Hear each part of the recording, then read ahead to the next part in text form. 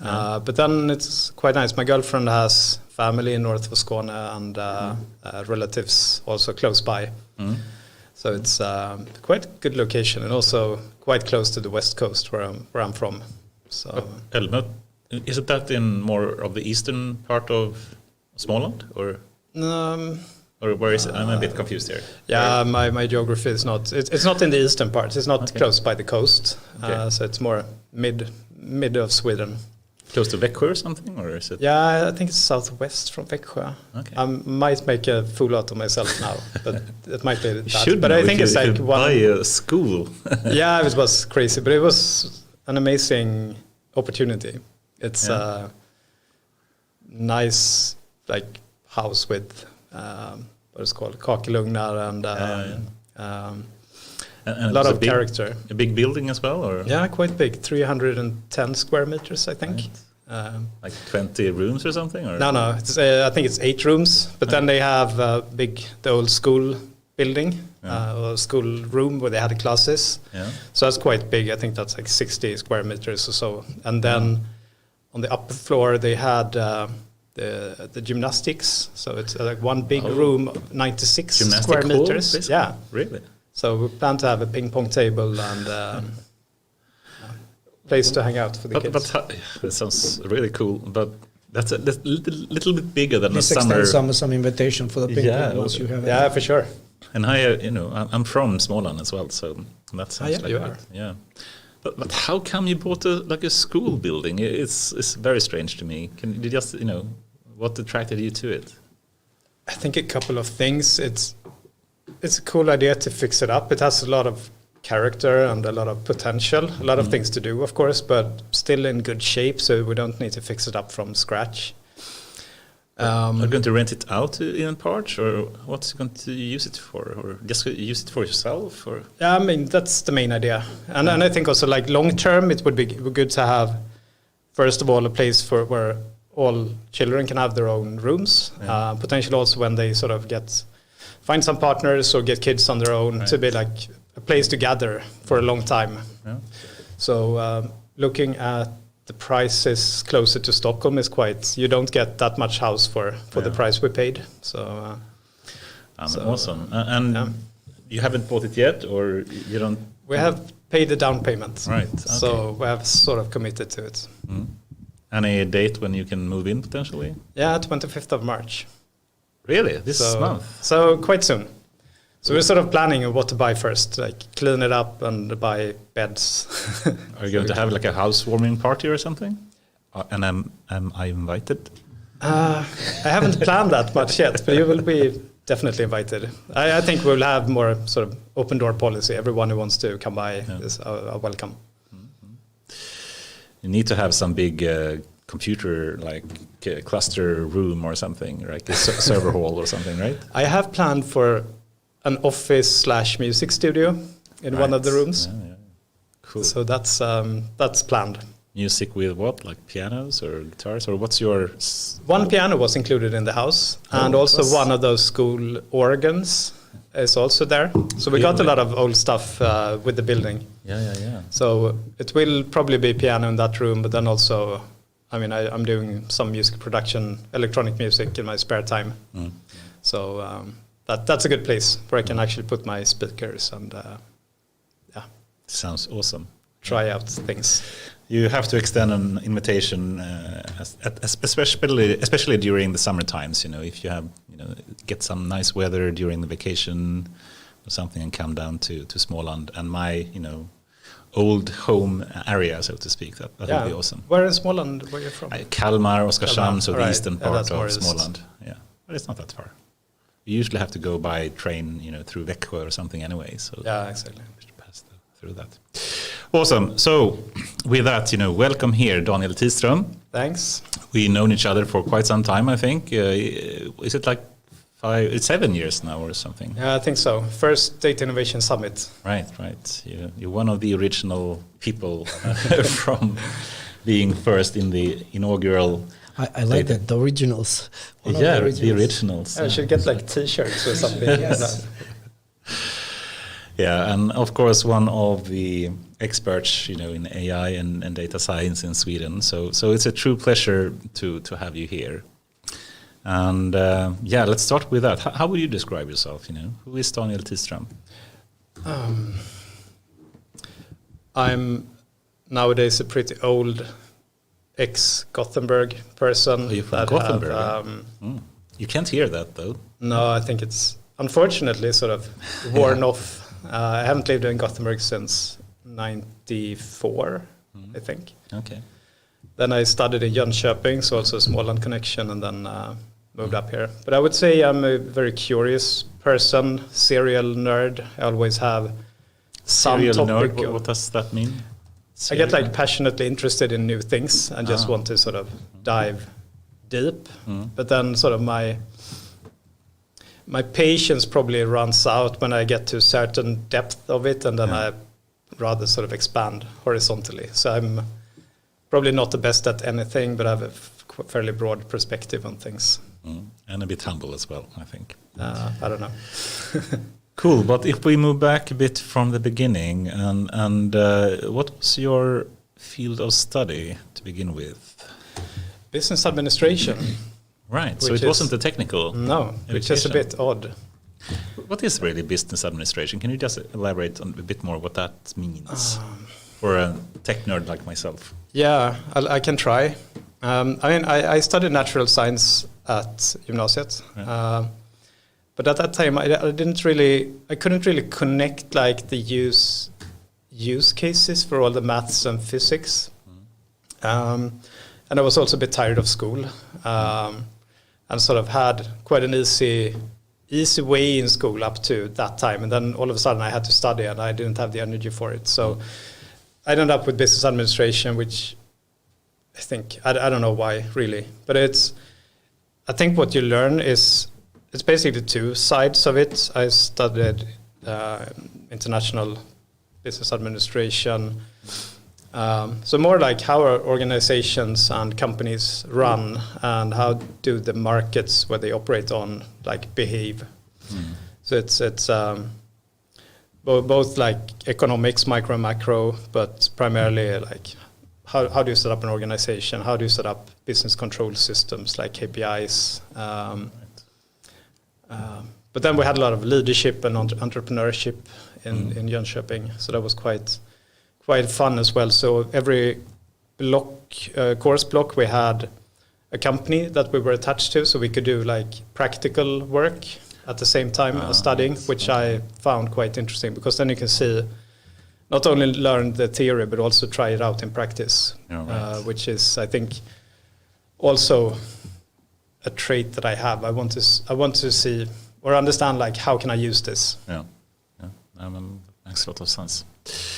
Okay, cool. But then after your studies, what was the next step? That was management trainee at Scania. Scania, right. So that was, there is sort of a red thread, even if you look at my CV, you don't see it clearly. But I was interested in data and numbers already back then. Yeah.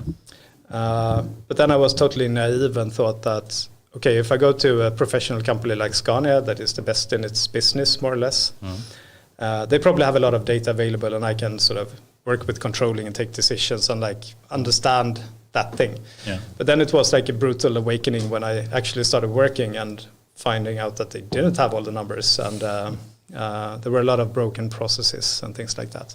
Right. But I started out in 99, where in the middle of the sort of IT boom, everyone thought I was stupid because everyone started working either as a management consultant or with a tech company. But I felt at that time that I didn't really believe the hype at that time. It felt that it was a bubble coming up, and fortunately, or sort of, I was right in the end. Yeah. But also I felt I had so much more to learn, and going in a trainee program to really get like a deep understanding of how a company of that size runs and why was quite interesting. Was it some specific part of Scania that you... I had a lot of... I started out with on industrial and marine engines. Right. So like trying to look at how is the value increase of engines in production, and how do you like do that accounting? So I was also trying to figure out how information flows between systems worked. And then I did a portfolio on R&D, portfolio analysis on like what are the most important projects and how do you manage them and how do you work between project organization and a line organization, like where do the handshakes take place? How do you organize that? What is the right setup to have both a line organization and a product organization? I think it's actually still a valid topic for today. It is. I think it applies quite a lot also to our domain, where I mean, it takes different disciplines and different skill sets to deliver on data and AI. And a functional organization can sometimes prevent that unless you sort of figure out a way to work across silos. But I don't know if there is any right answer, but what we did then, I think, I might remember wrong, but trying to basically move people from the line organization into the project organization and have like clear guidelines on like basically scoping and stuff like that. So it was... But I guess another question could be more like you still want to have people, if we take more like a product organization, you want to build something, potentially software, or it could be hardware, I guess, in Scania's case as well. Then you can argue that you can have a line organization where the people report in some kind of line, but you can also have a different organization in how people are grouped according to product teams or something. Exactly. Right? And Spotify, of course, had their kind of way of doing this with squads and chapters in some kind of reversed matrix organizational shape in some way. Yeah, exactly. Do you have any like best practices or favorite ideas of how to best set up so you have both the... I guess one way to phrase this is you want the product teams potentially, and please disagree if you don't agree with it, but you want potentially the product teams to be cross-functional in terms of they need to have the competences necessary to build some product, and no single person can have all the competences. So you have to have a mix of these kind of skills to be able to build their product. But at the same time, you want to have people that can communicate with people of their own peers in some way. Exactly. And that could be more of the functional kind of dimension of it. Yeah. How do you manage that? How can you find both the cross-functional kind of grouping of people while at the same time having like a functional way of communicating or grouping people? I would say, I mean, it is a trade-off, but I think you can manage it.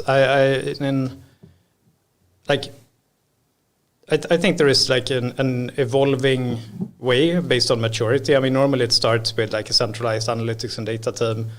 Normally, from what I've at least experienced is that the data team is split going into tech, and then the sort of analytics remains within sort of product or finance or something.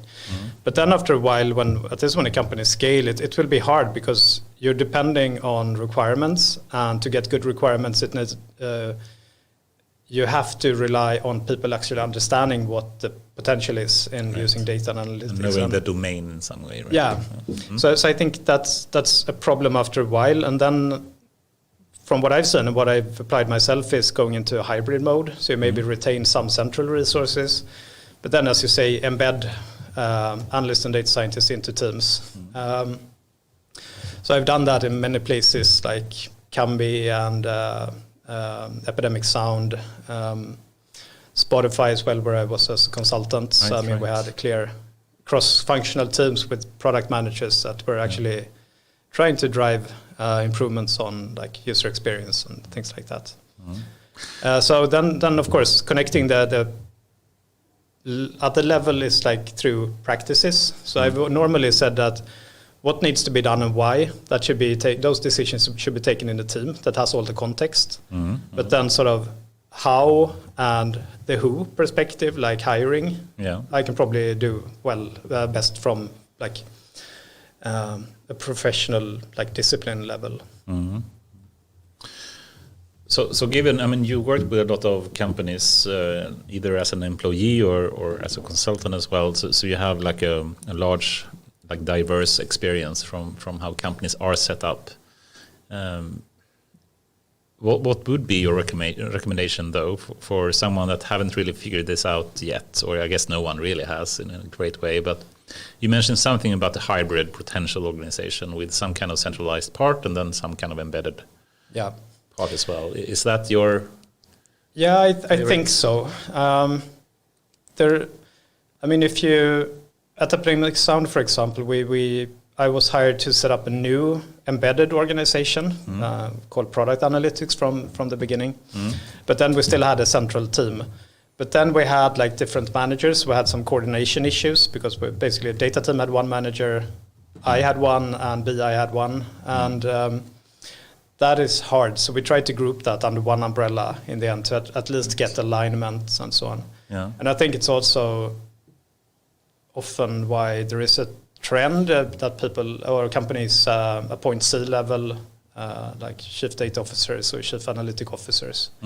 Because after a while, when you get multiple teams and you get more strategic value, you need to have quite a holistic perspective while still retaining autonomy and local decision making as much as possible.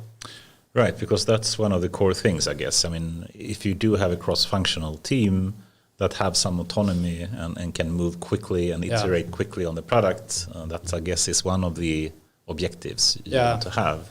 Definitely, and also right. I think, at least from my side, it doesn't make sense when you reach a certain scale, when you have multiple stakeholders that you work with and you have a team that is a certain size. If you as a manager becomes the sort of central point and need to triage everything and assign all work to all people, that is a bottleneck. Doesn't scale. No, it doesn't scale.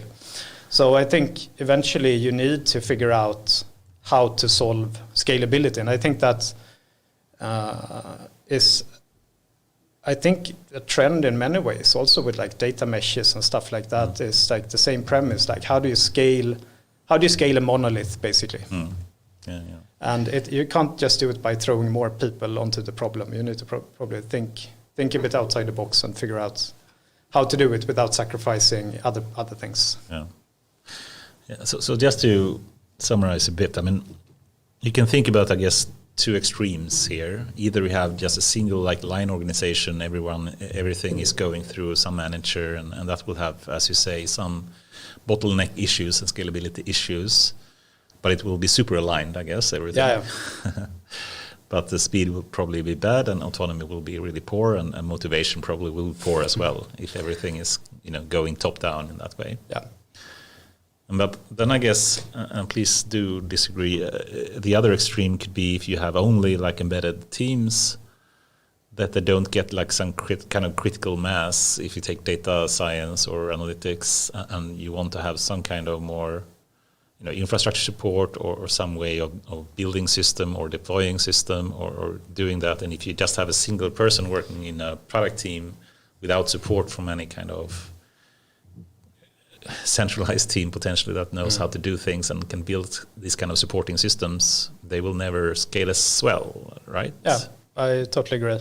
And I think that is also why I sort of tend to go with a hybrid model, maybe in the same organizational structure, because then you can look at, like, for example, when is the right time to invest in structuring your data and documenting your data and making sure that lineage is available and that you have logging of errors and changes and stuff like that. I mean, it happens when for one person, the cost of error is probably quite small, but if you extrapolate that on a bigger team, it becomes substantial after a while.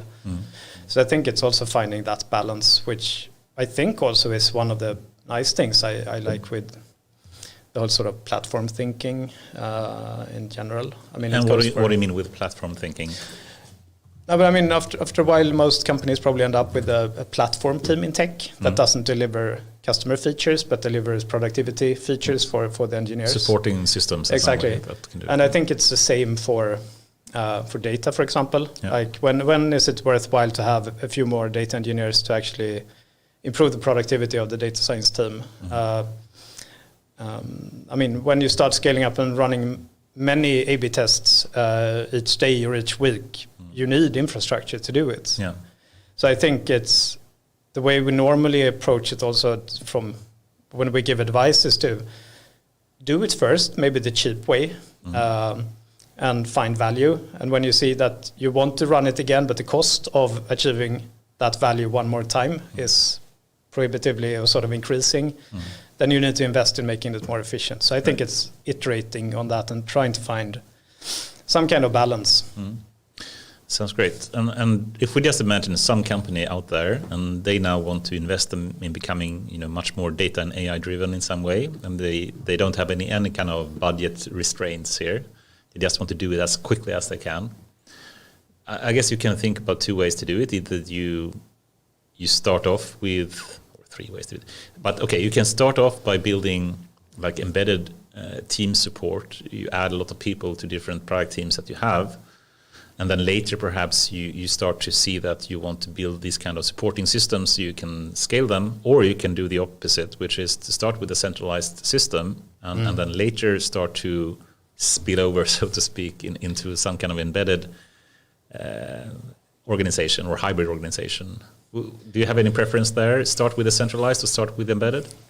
I think, based on mistakes I've made myself, I think it makes sense to start with the centralized team first until you get some level of maturity, and then scale out. But you don't have to make everything perfect. It's again finding some kind of balance. But I mean, if you have no idea about what are the core KPIs and core metrics that you're working with, you have no documentation on the data setup, it tends to be a bit chaotic. There is some governance that I think is best at least to have first. And I have made that mistake, good to go too soon. And also, I mean, if you have, it's also, I think, leadership and like employee satisfaction. If you go into, as a single data scientist, into a team that isn't very mature in how to work with data, it's easy to feel alienated in that setup as well. Yes, yeah. And I certainly understand that.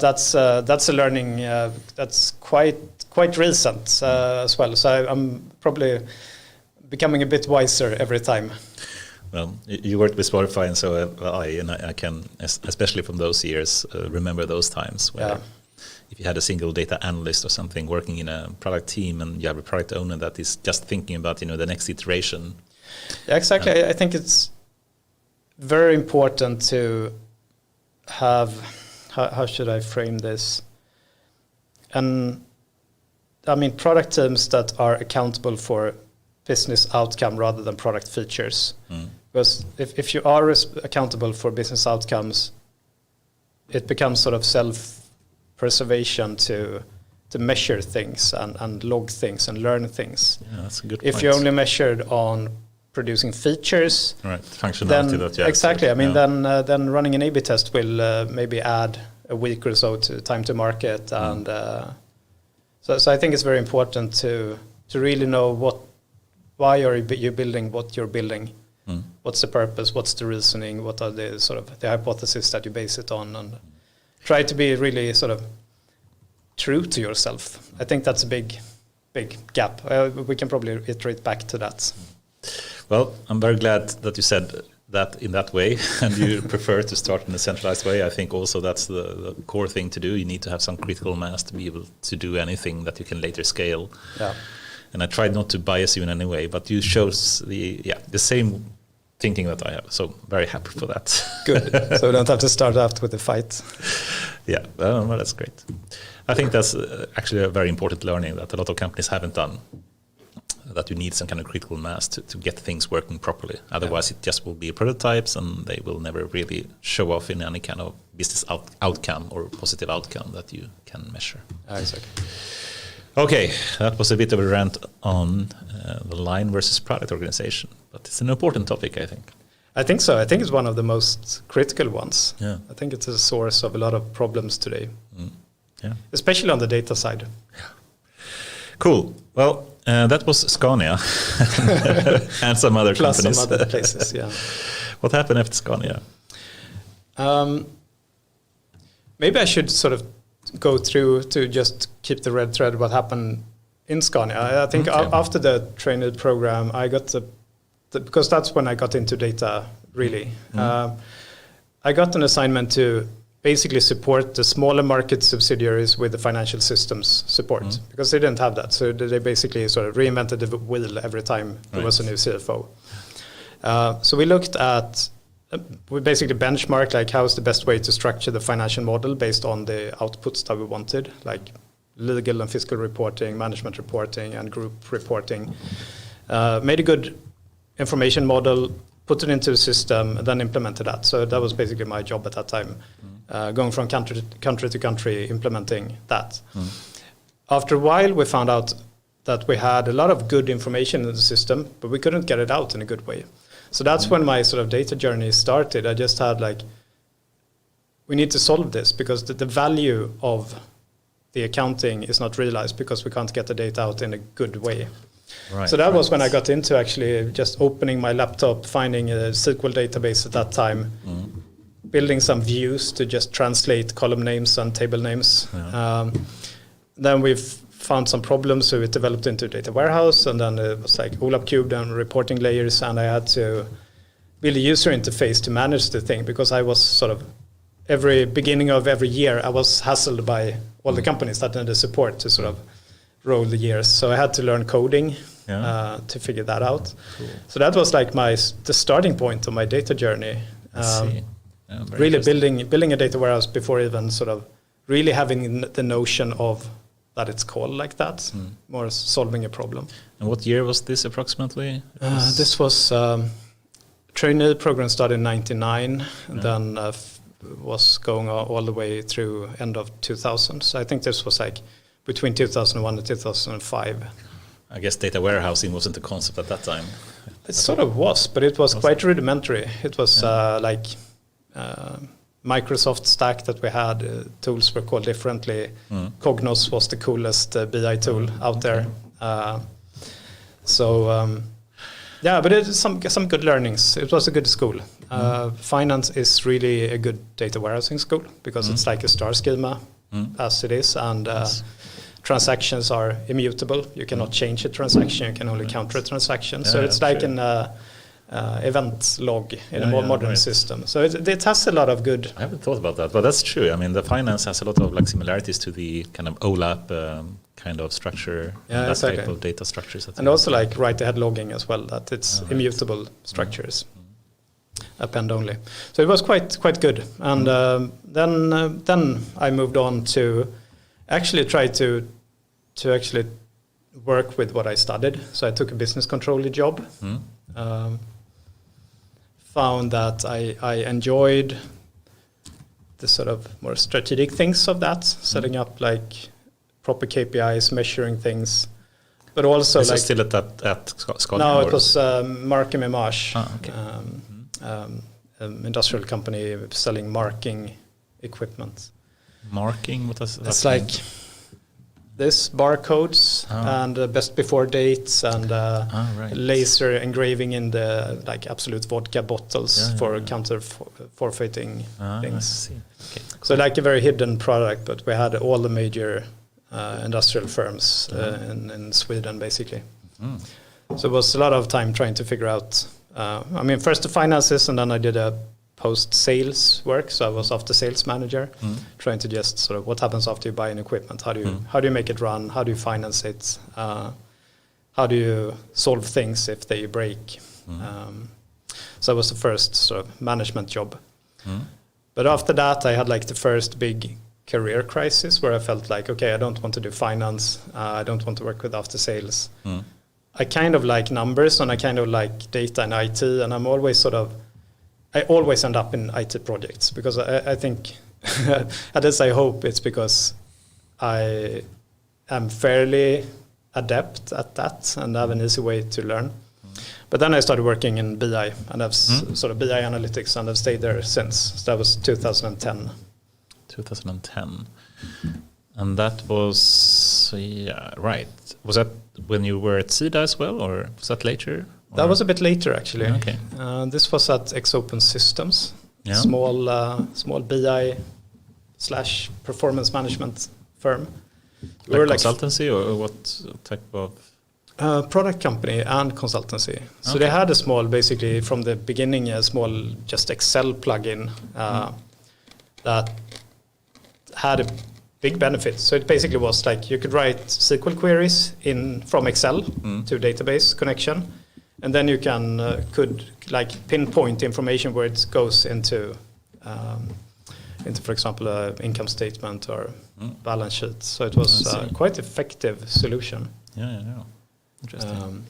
Started there as a BI consultant, did some solution architecture and pre-sales. So kind of like having discussions with customers about solving problems. And then I ended up product manager for the company as well. Probably because the product manager, when he quit, I was the person that was nagging him all the time about new things we needed. So what does the product manager do, you say? Trying to set the strategic direction and market positioning of the product, working with pricing, and then basically trying to figure out what the users need, somehow prioritize that, describe it into features, and try to deliver product features that they want to build in some way. Awesome. And perhaps we should skip ahead a bit here as well. Or it would be fun to move into Svenska Spel, etc. Or is it anything you want to mention before we move into that? No, maybe not. I think the year at Connecta as a management consultant was a bit of a sabbatical for trying to figure out what to do. So I can skip by that quite quickly. But that was when I was really getting into advanced analytics. Okay. And also I think the embryo of our company. I met one of our co-founders at Connecta, where we basically tried to connect the sort of the management consulting part of the business with actually delivering solutions. Because I think we saw at that time that, I had an interest in numbers and data from a long time, but when sort of everything started going digital and mobiles were coming and social networks were coming, it just made sense. Like now we have so much data. Data is really the sort of the voice of the customer in many cases. Yeah. So it just made perfect sense looking at sort of what the big tech companies were doing and how they were solving problems of dealing with that data. So I was like really, really interested in big data, started running Hadoop clusters at home and learning advanced analytics despite my finance background. While still at Connecta? Or? Yeah. And for people that don't, Hadoop perhaps is not as prevalent as it was at those times. What is Hadoop and what's the advantage you can get with having that type of cluster? I think there are multiple things. I remember a customer meeting where I actually just did a whiteboard exercise where I equaled like traditional databases with, one of those child toys with the lid on where you can put like different shaped boxes in. That's like a typical database. And if you run out of space, it's really hard to grow. You basically need to buy a bigger box. Yeah. And also if you get something that is not shaped according to what the lid allows, you can't store it. Yeah. So hard to scale and very rigid, right? Exactly. So being able to just add nodes to a cluster to handle volume is one interesting aspect, and also being able to apply some schema on read, or at least be able to store files that are not always as you expect to receive them is powerful. And then I can argue now that maybe it was taken too far with data lakes without schemas, that it created a lot of problems, but that's of course one learning. So that is why I got interested in Svenska Spel, because they were one of the, I think earlier at least, sort of mainstream players on Hadoop. I think, Spotify and King obviously had it since a couple of years. But I think sort of Svenska Spel and Klarna was sort of about the same stage. So I got the data architect position at Svenska Spel, which I found quite interesting. Not that I'm like super interested in betting and gambling, but it's a lot of sort of famous brands that are well known. They have a huge customer base. Lots of data, I guess, as well. Yeah, tons of data. Yeah. And also both sort of digital data, but also like point of sales data and casino data. It's like a very, very interesting business and a lot of touch points and how should I say, business areas. Yeah. Can you mention some of the tech stack that you were having at Svenska Spel? Yes, we had a Hadoop solution. Later on, going with Hortonworks, which was the distribution. We had. No, I forgot the name. We had one streaming solution because Svenska Spel was actually quite cool in that case. I don't think people realized that. I didn't, for sure, because I thought it was a state-owned company. They're probably not that advanced. But they had, since 2006, I think, basically an in-house Kafka solution that they built. Oh, that they built themselves? Yeah. So they stored an immutable event log from 2006. So when I went in there in 2014, we could just sort of load 8 years of data immutable on event level into the system, which is quite cool. So, but that was built on C# and we needed to translate it. So I had a translator feeding into Kafka, Kafka loading it into, if I remember correctly now, both HDFS, which is a distributed file system. On Hadoop, Yeah, and also into Solar, actually, to index that. I think you actually asked why when we met first time. But that was to basically have a real-time transaction index so we can search on, if we get a support ticket, we can search on an event or a customer and we get the real-time data. And just to elaborate a bit more, because you have so much knowledge about different open source tools as well. And Kafka, of course, is more of a message queue, or how do you describe Kafka? Sort of real-time streaming. I don't know, event bus maybe. Yeah, could be something. But it's you can send events to it, and you can subscribe for different topics, basically. Yeah, exactly. Right? Publish, subscribe. PubSub, as Google call it. Exactly. But also that you can retain the data as well, so you can consume it multiple times, and if a consumer goes down, the data sort of just builds up in Kafka, so you don't drop data. You have like it's allowance to up way to stream events. Yeah, exactly. So I'm not a Kafka expert by any means, but it's a great system. Yeah. A bit complex to operate as the rest of the Hadoop stack, but Hadoop. It's much simpler today. Yeah, but then you mentioned Solar as well, and I guess another alternative is Elasticsearch as well. Yeah. Do you have any preference or thoughts about Solar versus Elasticsearch? Not really. I haven't sort of used that much. I have done some tests, and I think Elasticsearch is super user friendly to set up. I haven't worked that much in production, but we use that too. I think how would you describe what Solar and Elasticsearch does?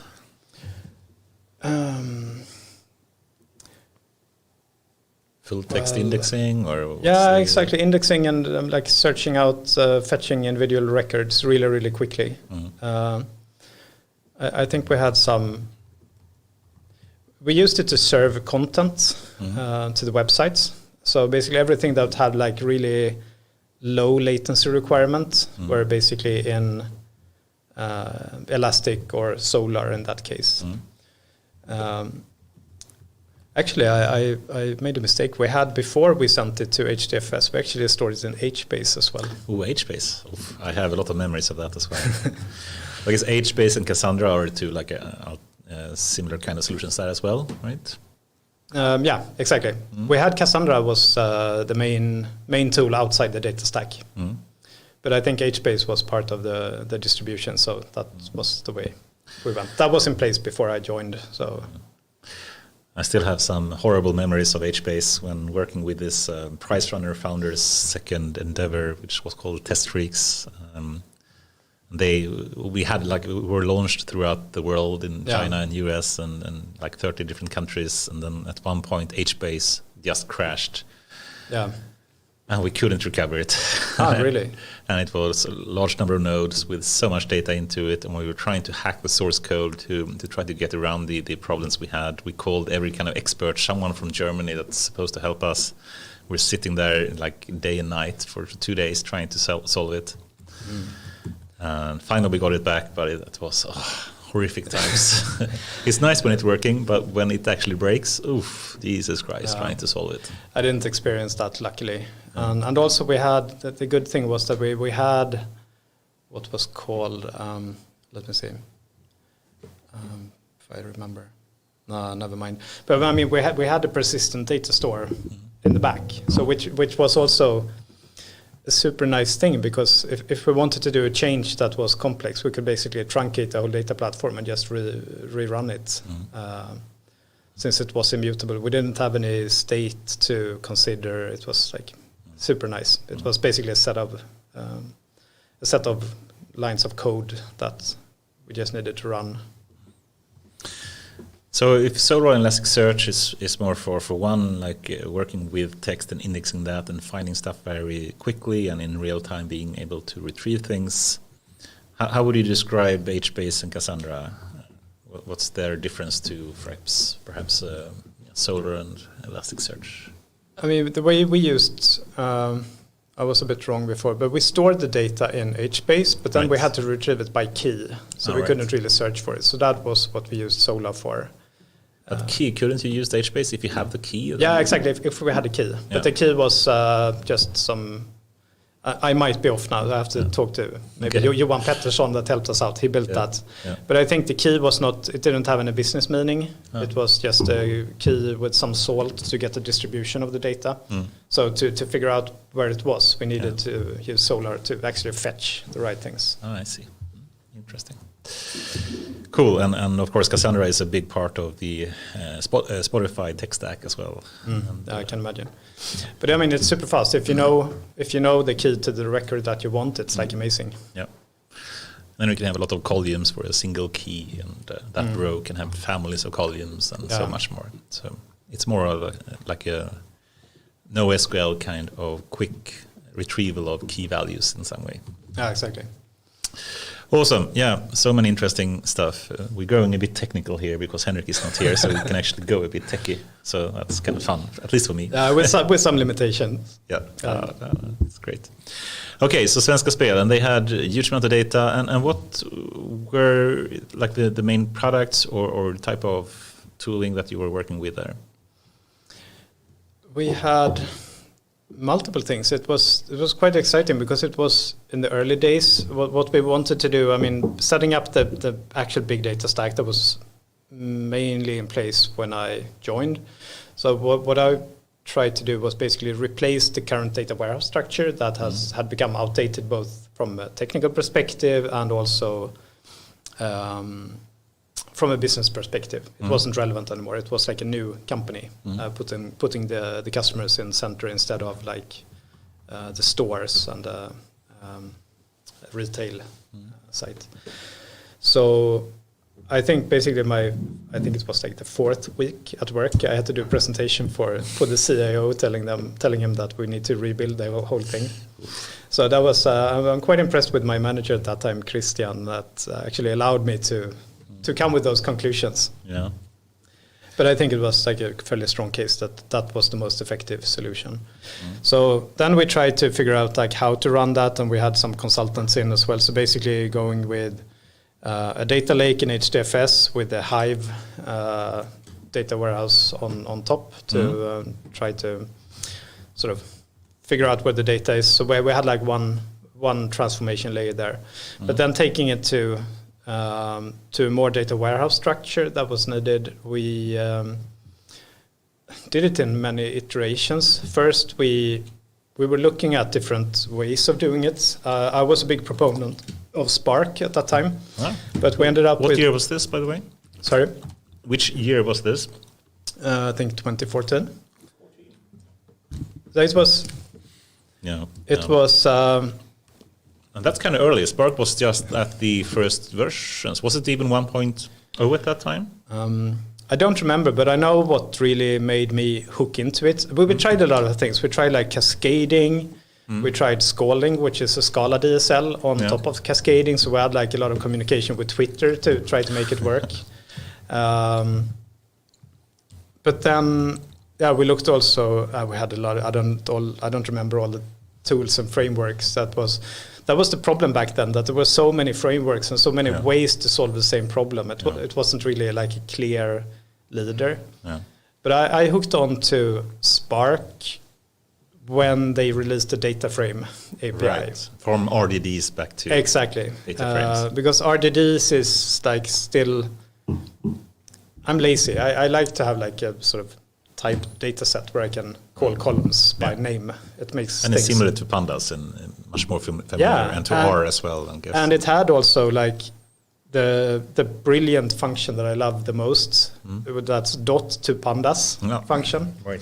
Where you can actually like you can work, which is also what I presented on the Data Innovation Summit. So we can basically we put a Jupyter tool on top, so we can actually run from one interface code fetching data from Kafka, HBase, the data lake, Hive, or external other data warehouses with one coding framework. And we can process the data on the cluster. So that was Spark, and you could connect to all these kind of data sources? Exactly.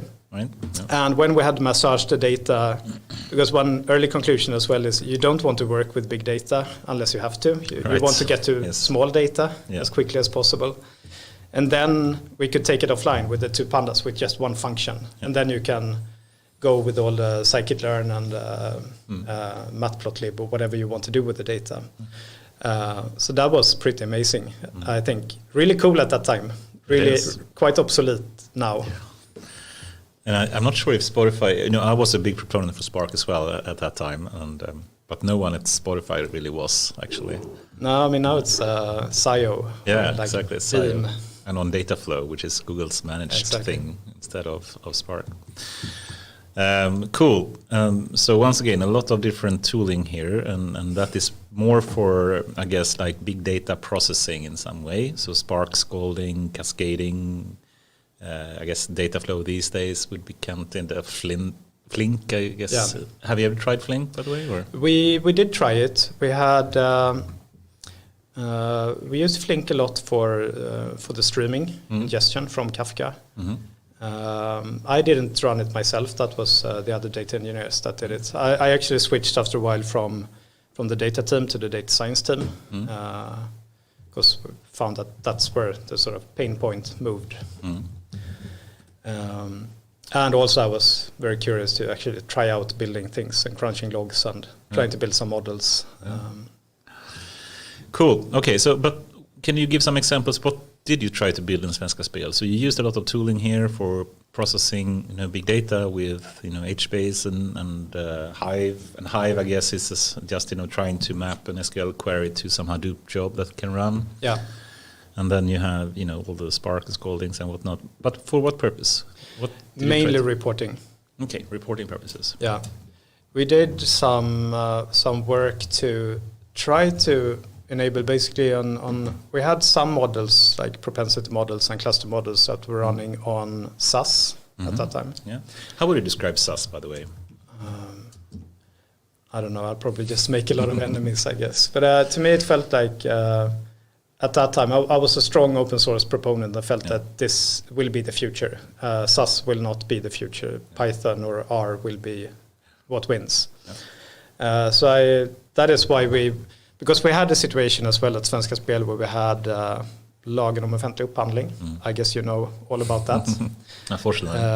So either we had to buy more advanced tooling on SAS, which would take a lot of pains and admin work and be quite expensive, or we could just deploy Jupyter, which we actually did just as a skunk work, basically from Monday to a Thursday. We set up a full working solution with Jupyter Hub, spawning Docker containers with like local instances and attaching all the frameworks that we needed on it. So it was quite just a skunk work with the DevOps in Gotland. So DevOps running on so I think basically I just wanted to show them that this is how fast we can run if we want to, rather than sort of going into a 9-month procurement cycle. So with that, then we did some things, but we didn't really get any sort of spark jobs into production before I then left for new ventures. So what were the main tools you used for reporting then? Was that HBase and Hive stuff, or what was the... We went from a stack where we had files loaded into Oracle, going into Cognos, and Microsoft Analysis Services cubes. Oh, really? And then we went from Hadoop. We still had Cognos. We actually changed that to Exasol a while after I left, and Tableau on top. Tableau as well. Okay. Cool. Yeah, that sounds like a good stack. So Exasol is very fast, right? Yeah, I never got to try it, but it's solved. I mean, we did Oracle Exadata is good for transformation jobs, but as we offloaded that to Hadoop and did it with Hive and HiveQL, the job of the data warehouse was to basically answer aggregation queries as quickly as possible. And then Oracle wasn't the best tool anymore. So that is why we started looking at Exasol, because then we could basically cutting some costs, even going with a tool that does the new job much faster. And can you just give an example of what kind of reporting did you need to do? Was it for your own purposes internally, or reporting to some other governments, or what was that? I mean, we had some fraud things as well. That I, of course, can't go into in details, but I mean, match fixing, for example, is one thing that pops up. There are other things that we need to figure out. We were looking also at the sort of responsible gambling side of things. So if someone gets like addicted to gambling, you want to find that somehow. Yeah, exactly. And then it was very much business reporting. I think the first case we looked at was the Vegas machines, which was also quite a lot of, at that time at least, transactions, because basically every spin on every machine was streamed into a backend and then fed into Kafka. So it was billions of events we tried to sort of parse out and report on. And Vegas machines, you basically mean this kind of bandit or one-arm bandit kind of machines? Exactly. Is it true that they are used mainly to launder money, you think? Or some people claim so? I have no idea. I don't know either, but maybe. I mean, it's the payout is quite good, so you can spin a few times and still retain some money. Yeah. Okay, very interesting. A lot of technical talk there. And we miss Henrik, by the way. Love you, Henrik. Hope you are not getting too irritated with us speaking tech all the time. But then, okay, Svenska Spel, and then you took another leap, so to speak. What was the next move? The next move was my second career crisis, where I basically tried to figure out, do I want to go on as a data scientist? And to me, I thought that was really fun. I love that type of work, but at the same time, I realized that I don't have maybe the mathematical background that could be useful. So it was a bit of a pain point. I had to spend a lot of time trying to sort of freshen up like linear algebra and stuff like that to be able to really read documentation properly and understand like the to get a sort of what's called like an feeling for how the models actually worked. Like what's that called? Intuition for how they work. Exactly. So, and also it was like management, because I'm quite generic and has like decent technical knowledge, but also decent in understanding business concepts and how value is created. And so, rather decent in being humble as well. That's okay. I mean, I leave it for others to judge. No, but of course, I'm also confident in what I know and what I don't, obviously. But I actually applied for 2 jobs at that time. So I applied for one data science position at King. Oh, and head of analytics at Camby. which is a sports betting company again. Yeah. So I went through like I think it was like 6 or 7 interviews with King. Yeah. Met some great people where we talked mainly computer games, I think. So it was nice. But in the end, did you meet someone called Björn there? No, not Björn. Okay. But some other well-known Matte and other people. Cool. But eventually they turned me down based on that I was a bit weak on stats, which they were totally right on. And they were asking me like, maybe you should be more like business performance manager. So they sort of hinted me in that direction as well during the process, but I sort of stuck with the data science position. But then I got a job in Camby instead as head of analytics. Right. So I outsourced that decision. And I think it was the right one. Yeah, of course. And you were sitting very close to our Peltarian office as well when we... Okay. You were on the floor below, right? At Camby? Yeah. At Wallengatan? Or... Is it called Wallengatan? It was before. I think they moved now. Sorry. Yeah. Okay. So they were somewhere else at that time. Okay, cool. No. So they were neighbors to you. I remember when we met. Basically, your office was near to the Adolf Fredrik, the church. Yeah. Right. So Peltarion is exactly behind the Adolf Fredrik. Church. It is. Okay. Yeah, then it's really close. Okay. Yeah, it's just one floor below. Cool. Or above. How is it? Yeah. Anyway, okay. So can we start perhaps? What does Camby do? Camby is they're developing and selling a sportsbook, which is basically taking care of all sports betting practices, including the user interface, the event selection and pricing, and all the back-end components like risk management and things like that.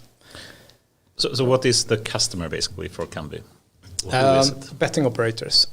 It's actually the starting point of Camby was that it was part of Unibet first. Okay. Unibet saw that it's going to be extremely difficult to compete with Bet365 that had so much revenue. So they basically found that in order to compete on sports betting, we need to share the development costs because it's quite expensive and very sort of labor and compute intensive to work with sports betting. Right. So they created Camby instead. So Unibet was like obviously the first customer, and then it was multiple other ones. Like I think now ATG, for example, is one of the more not more recent, but they joined the platform when Sweden was deregulating the betting market. Okay, so but did you provide the user interface as well? You said, or yes, in different layers, either fully managed, where you basically could like theme it into your colors, and then it was the same. Right. But also with some customization things, or also SDKs and APIs. So you can basically like select how much you want to customize that. If you want to go fully turnkey solution, or if you want to sort of customize it in different ways. But you still hosted the service, or could they actually take that like in an open source fashion and with the SDKs run it and host it themselves, or? I mean, if they built front end components, I guess they hosted that themselves. But like the back end and infrastructure was centralized. Yeah. Okay. And you ran on some cloud, or was it on-prem? On-prem. Why is that, do you think? Compliance and regulatory reasons. Right. I know that now that I've heard that they've gone partly cloud, at least. I think at least for the data analytics stack. I'm not fully updated. I had lunch with our data architect a few months back. Interesting. Okay, cool. And perhaps you can mention also a bit about the tech stack that Camby was making use of. I guess it has to be a lot of real-time stuff there, right? Yes. It was a lot of real-time, but it was... At my time, it was very much a point-to-point. So we had one data initiative where we looked at going with Kafka and Hadoop as well. So I didn't see that through, but that was the plan. But at this time, we had basically a data warehouse on Vertica, and then I think Pentaho as a BI interface at that time, which was a bit slow, didn't really scale. So we did some changes. Vertica, isn't that like super expensive as well? Don't know. I wasn't involved in those decisions. But I think they're still running Vertica in the cloud. I know they like it and find it really performant and functioning well. Mm-hmm. But that's probably in that case a person I should nominate for another call. I was purely on the analytics team there. Right. And what did the analytics team do? We did lots of things. We had not too much of reporting. That was done in the data team. We were doing a lot of data analytics primarily for different ways. So we had a centralized team where we had a couple of data scientists, and we had analysts that were deployed into various parts of the product. So we had analysts working with understanding front-end and client behavior, user behavior. We had a team in London as well that were doing more of the sort of sports book, like trying to figure out what happened in this football game between these minutes in the match. Mm-hmm. After the fact or in real time? No, after the fact. We had a lot of real-time things as well for like detecting arbitrage. Right. I mean, it's a super data-driven business, which is also, I think, why I found it a good school, a good way to sort of learn the ropes, because you need to do a lot of decisions in real time that are analytically involved. And I guess impossible for a human to do. Yeah, right? Totally impossible. So I mean, just calculating odds in a live betting scenario is. We didn't use machine learning, but we had a quant team that were running stats algorithms, just counting the probabilities of everything and then updating with the new state, recalculating. So it's quite interesting, and it's like the whole business is about getting your probabilities right. If you do that, you have a place. If you get your probabilities wrong, you're out of the business, more or less. So it's a lot of focus on trying to capture things as they happen, but also understanding them afterwards and learning from them. So a lot of the things we found, we could feed back to like the quant team and give feedback to different traders and things like that. Cool. Awesome. And should we move to Nordnet perhaps? What made you still take the jump to Nordnet? It was a couple of things. It was, I don't know, sort of an interesting business to go into. I think I've never been particularly fond of finance as a domain. I'm not really interested. And I find it also a bit like sports betting, that you sort of have to be a bit of a nerd to get the value out of it. You're sort of served with a million options, and then you have to figure out what's the right way to approach it. So I think it was, they were bought from by Nordic Capital and taken off the stock market to try to rebuild the company, focusing on data, AI, and user experience. So it was quite an interesting setup, where it was really going into scaling the analytics and data science team really quickly. And try to get value out and support the business with creating new products like RoboSave, an algorithmic sort of RoboSave. fund. So that's is it for stocks or for funds or what? For funds? It's basically an auto trading fund, like Avanza has as well. Yeah. Awesome, and I'm trying to see the time is flying away here a bit as well, so trying to move a bit quickly ahead. And anything that you'd like to share, or some main highlights from your time in Nordnet that you'd like to share? I don't know. I think it was challenging. I think we had. I don't know if we had we did some recommendation systems, but then it was a bit sort of trying to find the path of how to build things. So what I think happened was, I mean, first I sort of left for like personal reasons, but we delivered some recommendation systems. We started to go with some sort of data-driven CRM campaigns that actually created some values. But then it was realization that we had to like rebuild the architecture and prioritize certain things. So it was, I think, the right decision for the company, but it sort of postponed the data journey a bit. Awesome. And then you move into another very interesting company as well, Epidemic Sound. Yes. Right? Can you just quickly elaborate, what does Epidemic Sound do? Epidemic Sound provides and sells access to royalty-free music, more or less.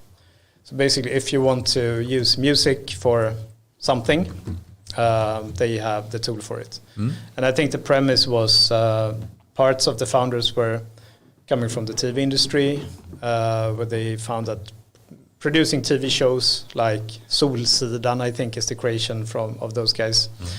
It's easy until you come to putting sound and music on top of it, because then you get to deal with a lot of lawyers. You have to pay extensive amounts of money to do it, and basically a big hassle. So that was like the problem definition from that perspective. The other was that it's sort of music industry income is not like fairly distributed. It's very centralized around the big artists from the record labels, and somehow diluted by a lot of collecting agencies and royalty holders and lawyers and stuff. Yeah. So the other founders came from the music industry, where they wanted to allow for a way for musicians to make a living from their music. So they started that, and basically the whole company is like more of sort of a platform company where it's curating somehow like Netflix. So they buy music from musicians. They buy also the license, pay for it up front, and then they sell the licenses to TV broadcasters. It's one of the biggest like provider of audio for YouTube videos as well. I heard someone mentioning internally that around 20% of YouTube is Epidemic Sound music, which is enormous. It's enormous, and I think it is one of the biggest. I think it is the biggest, at least for that type of quality music. Did you do that because you have a personal interest in music as well yourself, or? Partly. It's music is a very positive thing. It's like coming from the betting industry, where people have a lot of mixed opinions and feelings. I mean, nobody dislikes music, so it's like a very positive thing to work with. And also, I found it really an interesting company to go into. The business model is amazing. It was scaling extremely fast. It was a chance to build up a new team from scratch, and basically apply sort of all learnings on a blank slate and really build it up. So super fun. Yeah, can imagine. And scaling fast. I mean, it became the latest unicorn last year, I think. Oh, they are a unicorn now. Yeah. Okay. So $1 billion worth. Yes. And there are, how many employees do you think they have right now? I think 500 or? Yeah, I think 400 or 500 now. I think when I joined it was like 150. So we sort of outgrew our office, had to move to another one. Still in Södermalm, or? Yeah. Fatburen right now. Oh, nice. Södermalm is nice. It is. Awesome.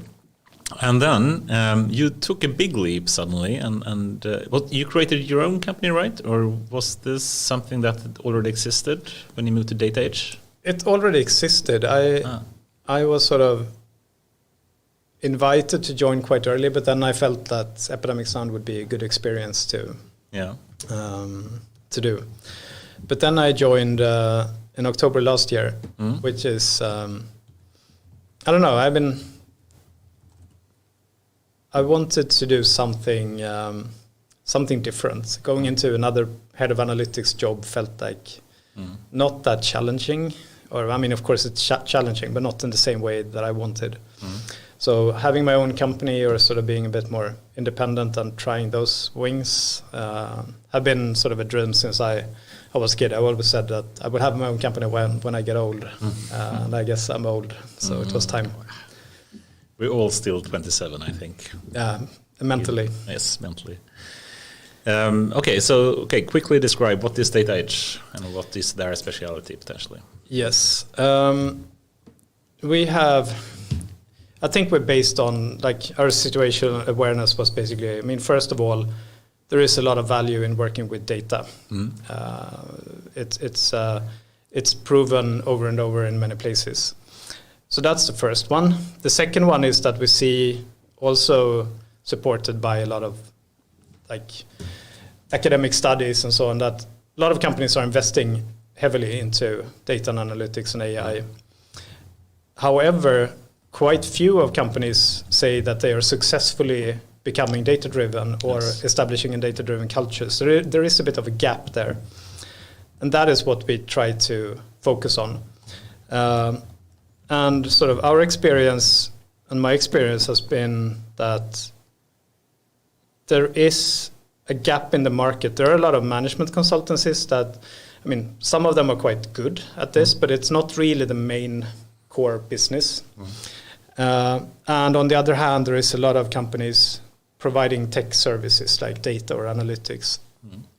But there is a gap between those two, which was also the realization at Connecta, where we had a management consulting team delivering PowerPoints, and then it was up to the customer to figure out how do we make this happen for real. So that is basically what we want to do, to have part of the company. I mean, there is a strong management consulting background to really understand the business sense of things. In Data Edge, you mean? Yeah. But we also have like really strong competences in analytics and data science and in data as well. So we think that with those abilities to have the data in place, have the understanding and the analytics in place, but also figuring out how to act on it and how to actually create value from it. That is what we try to do. But it's not a product company; it's mainly a consultancy company, or pure consultancy right now.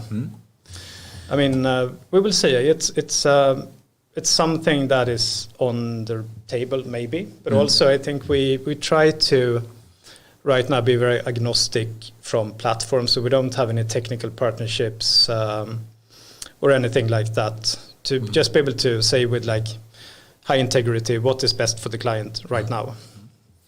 How many people are working at Data Edge right now? Right now we're 10, and we have one person coming in, so 11 right now. Cool. So we were growing from 5 to 10 last year, and hopefully we can continue growing this year as well. And I know you've been working with a lot of very well-known companies as well at that time already, like Spotify and Volt, etc.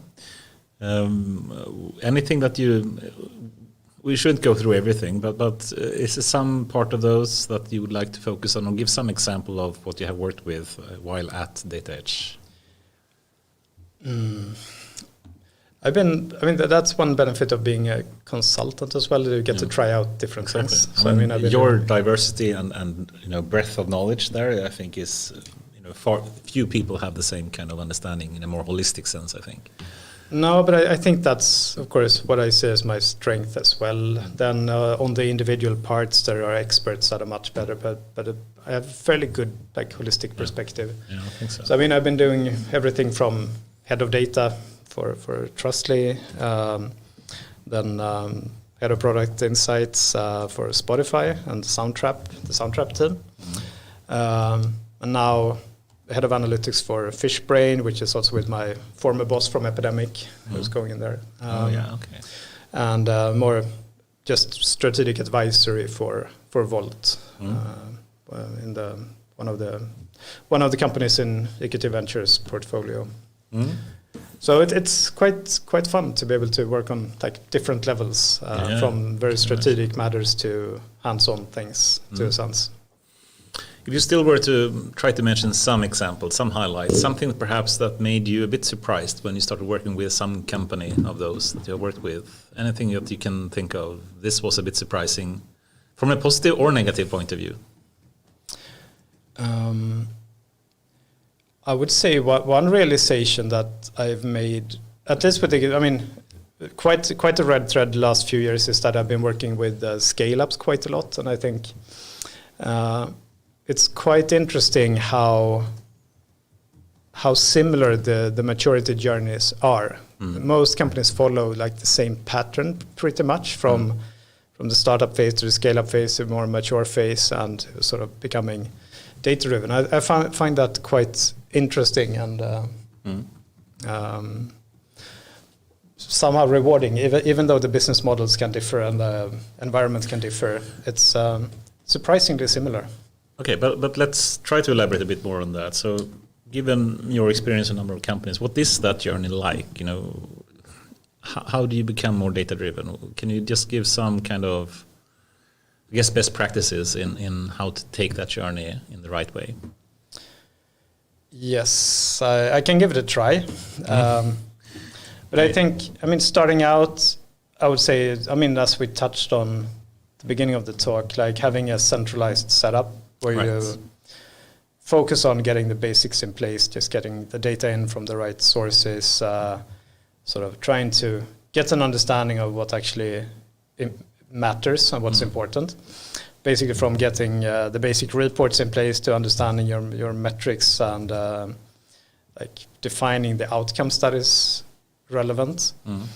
And then I think that like the first thing, splitting up data into tech and keeping BI or analytics, going later into a hybrid model when you get too much of a disconnect between the central team and you start losing context of what's happening in the business. And I think it's like, as you mentioned yourself, like there are two generic ways to approach a scaling problem. Either you can apply like command and control to take more decisions top down, or you need when you say command and control, I'm thinking about completely different things these days. But okay, please. Yeah, maybe we should keep it at that. That's a fact. No, but I think it's not a scalable way. It's a way to sort of force alignment, but it probably doesn't work. Also, I guess in real life. So finding a way to align with like having clear understanding of where we're heading and like how to align the teams. And I think that's normal. I think it's both Epidemic and Spotify that became quite clear. I mean, we had a clear idea about what was important, like what is the most important metric. So the understanding of being data-driven and the values for doing so was clear, you would say, for those companies as well? I think it became clear. It's of course an ongoing work, but understanding what are the outcomes that you're aiming at, I think is really important. And I think that's a bit of a divider, I think, which is also supported in literature, that there is often a gap between the top management of a company that wants to have some kind of impact, often measured in financial terms, and the rest of the company is managed on like resources, people or money, activities or output. And there is a disconnect between producing something and creating value. Right. And I think there is somehow an assumption that as long as we build things, we create value. Yeah. And I think that is not necessarily true. And I think a lot of support also from literature states that maybe 60% of what a product team does is waste. So assuming value is very dangerous, I think. So I think it's good to be informed, take informed bets, because you need to deal with uncertainty. You can never go away from uncertainty because then sort of you have to do nothing. But also trying to prove, I mean, even if you take a decision based on assumption, you can still measure the impact in clear terms and try to connect that. But then becoming data-driven means so many different things, I think. And some people think data-driven just means BI, like, trying to have the proper understanding of the business itself to make, some decision on what to continue with. But it can also be more product-driven, I guess. So you actually start using it for the products you're building, or it can be for the manufacturing if you have that, or the marketing or the sales and whatnot. What do you think the right way to do this? If we speak about the data journey in general, is it correct to start with the BI journey to make sure that you first have like a data-driven way to understand how the business is going, or should you start also with the products or with the sales and marketing or manufacturing or whatnot, logistics and so many things? I think that, you can do both, but you cannot. You can do both in the sense that you don't have to like start with BI for the whole company. You can, in a vertical, go from nothing to maturing quite quickly, and the rest of the company can still stay behind. I think that's valid, but I don't think you can start with. And I think, it's a big problem. A machine learning model or like an AI solution often tries to optimize towards some kind of parameter. If that parameter is not aligned with the outcomes that you want, you risk sort of automating yourself into the wrong direction. Right. So I think having a good notion of what are the key success factors and how do you measure them is very important to be able to go advanced. Right. So, that's, I don't know what your perspective is. Of course, there are some more AI things that solves other problems. Something that we speak a bit about here is the so-called analytical ladder, which means that some people claim that you need to do the full BI journey before you even move into more advanced analytics, or you start using data or AI for some product. And potentially that can be a bit dangerous if you need to take, if you wait with using data and AI for other things than AI until you have, everything perfectly working for the BI reporting kind of things. I agree. And moving stuff centrally, if you take some kind of logging of the data that you have from whatever product or from the sales or from whatever part of the organization, is good, of course, but it is actually quite a lot of work to get like a centralized like pipelines of all the data to have the proper KPIs that you mentioned for the business reporting purpose. And sometimes to include something in a product can be completely separate from that kind of centralized BI reporting pipeline, and not even the same kind of logging or data that you're using. So one example that we spoke about from Peltorium was this kind of manufacturing company, and they had the product team for some kind of machine that did some floor grinding kind of things, and they just want to think for predictive maintenance kind of purposes. We want to understand when it's breaking, and you can, as a domain expert, understand very quickly that when I just hear the machine sounding a bit strange, as a human, as an expert, that now it's time to do some service, otherwise it will break down. And if you think about that, and you can simply put a mic on it and collect some data and do some annotation and build a system or some AI model on that, and you can have some predictive maintenance, rather quickly. And that has nothing to do with the BI like pipelines, right? So I think at least that's one of the things that we've spoken a bit about. BI is super useful, of course, but don't mistake that you have to do the full BI journey at least to start using data and AI for other things. No. Do you agree? I agree. I think there is also, I tend to read quite a lot. One thing that I think was like 2014 or something, that an MIT study basically like plotted like two journeys to being data driven. That one that they call the generalized path, which is very much starting with the BI layer, adding some diagnostics on top, maybe some predictive, and then sort of going up the ladder. And a specialized path where you can go in verticals and go very deep, while some other things might be lagging behind because it can, or because you just have to run fast. So we applied that when we set the strategy at Svenska Spel, where we found that some areas we need to be able to go more advanced. For example, marketing was way ahead of many of the other functions, because there were higher maturity and more business value to be derived. So I very much think so as well, that there is not like one way of doing it, but I think you need to be quite clear with that the model you apply, do you have the context for it? And do you know that what you're optimizing for is actually a meaningful metric? Right.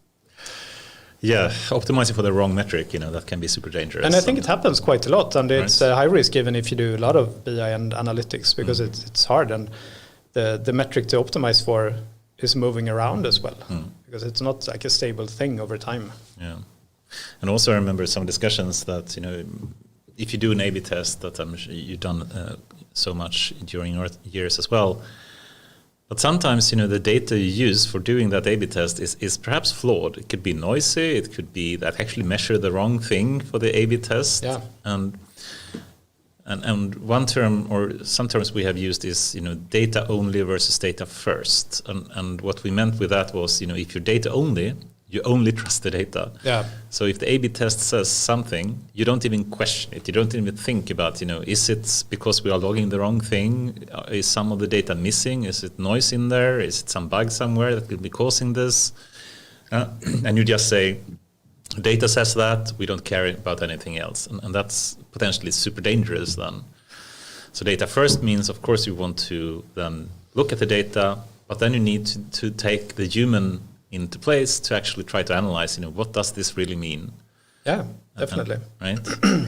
No, but I think at Camby we were very deliberate to call it data informed, because data is one point for the decision making, and there are many other data points that you need to consider, not only like quant data.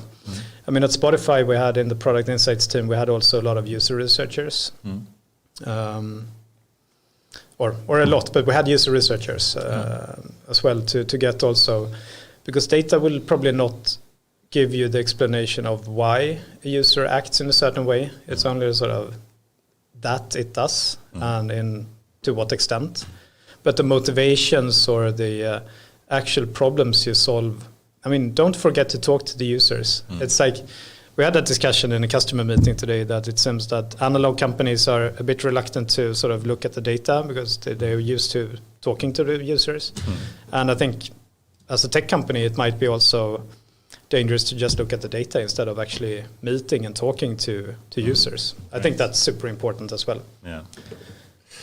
So data-driven can be very dangerous and can lead to, like, as we discussed when we met last time as well, with local optimizations. Exactly.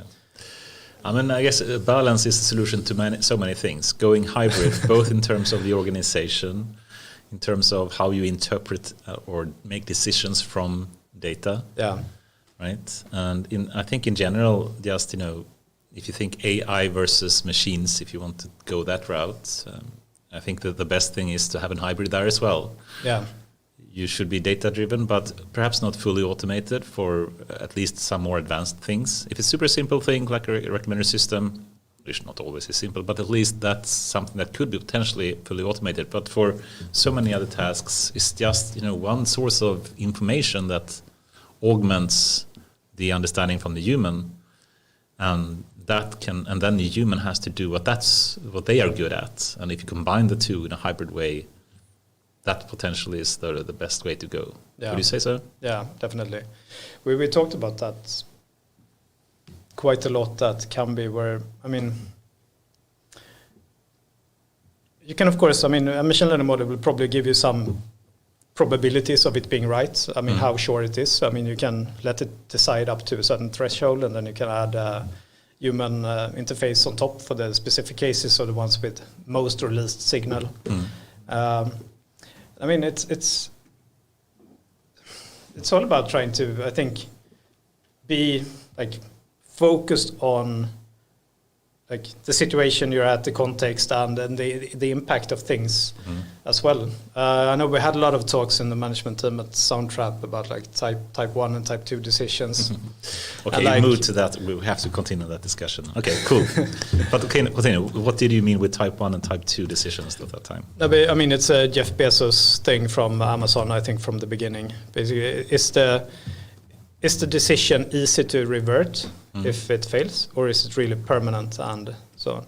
I mean, depending on if it's something that is very easy to change. I mean, if you do like change an interface, you run an A/B test, it doesn't work out, then you can just revert. It's like no consequence, more or less. Yeah. But if you take like a big pricing change, for example, that might be much more difficult to revert. So you need to pay much more attention up front. So I think finding the balance of like what are the consequences, and I mean that also goes back to sort of product management and like Silicon Valley product group things like Inspired and those books from Marty Kagan with validating the product risks before you do something and taking informed decisions where I've actually looked at the problems and understood them, fed it into the context, and also like the probability and consequence of something happening. I would say is the thing to do. So what we have tried in many ways is to try to enforce that into like business reviews, like how what is the data right now, what kind of conclusions do you draw from that, and like how does that change, like the DIB framework that you talked to Henrik Landgren about. Yes. How do you update your worldview based on the sort of situation now and the data you have, and then looking at based on that, how do you assume, or sort of how do you analyze and decide what you think is the right way to the right thing to do right now. And just to let people know, the DIB framework is basically the data, insights, and beliefs. So you like refine the data from the raw data you have into some set of insights, and then you frame some beliefs in how to make a decision. And the bets, the last bets as well. Yeah. And I think that was a big learning from sports betting, and I tend to sort of go back to that. I mean, if I would bet something against you, if we were talking about AI, I wouldn't be very confident in my chances that I would win. So I would have a very low probability of winning, meaning I probably shouldn't set a bet that is that high. But if we were talking about, I don't know, schools in Älmhult, then maybe I could think that, maybe I have an edge on that. So I can go bet bigger. And I think that's sort of valuing like the stakes you put in versus the probability of success. This game theoretic kind of thinking. Exactly. Yeah. So I think that is very much what decision making boils down to. And also, I think you just need to avoid like analysis paralysis as well, because you will never have all the facts. So you need to deal with uncertainty. Yes. I think being too risk averse is also a very dangerous thing, which is also something that sort of, I think it's the case also for companies just starting out. They tend to want reports on everything, and then they don't really know what's important. Yeah. What do you think about like a Facebook comment like "move fast and break things"? And let me just perhaps put that in a more context. I mean, you can think about the old style kind of waterfall planning, thinking ahead like a couple of months before you even start working with something. That is, very safe, low risk, and you have considered all the contingencies that you can think of. But on the other side, it will be moving very slowly. On the other hand, if you move too fast without doing any kind of thinking, you get a lot of stuff out potentially in a product, but you will breaking things all the time, and you have to revert all the things all the time. So the value will still be slow. So the value that you provide for the company will be slow in both extremes, like either you move too fast or too slow. What do you think about this? Is this basically this kind of game theoretic thinking you're thinking about in finding the right balance of taking risks sometimes to make a change? I definitely think so. I'm probably tilting towards run fast and break things myself. I think that's how I'm geared. But also at the same time, you need to evaluate the risks and also the type 1 or type 2. Like, can I revert it? What happens if I'm wrong? Right. And like, what is the consequence in relation to the likelihood somehow? But I think it's super important. And I think, I don't know, this is my pure theory. I think we are risk averse. I mean, we are risk averse as human beings. I mean, that's also a scientific fact. Yes. We rather not lose 100 crowns than winning 100 crowns. Losing sort of hurts more. That's like a sort of biological fact. But also I think a cultural trait is, I think we don't deal with failure very well in Sweden. Yeah. is my theory. And a lot of companies perhaps don't have this kind of forgiving kind of culture either. Yeah, maybe. But I think that's definitely a case where we're sort of expected to be right all the time. But that's just, I mean, to be fair, it's a fallacy. It's just an imaginary world, because we all make mistakes all the time. Right. It's just like, how big are they? How do we handle it? Do we learn from it, or do we try to hide it? Yeah. And I think having a culture where you focus on the problem rather than assigning blame, I think is super important, because a realization when you start running A/B tests, for example, is that you get black on white that most of the stuff you do is probably fail. Yeah. It doesn't add value.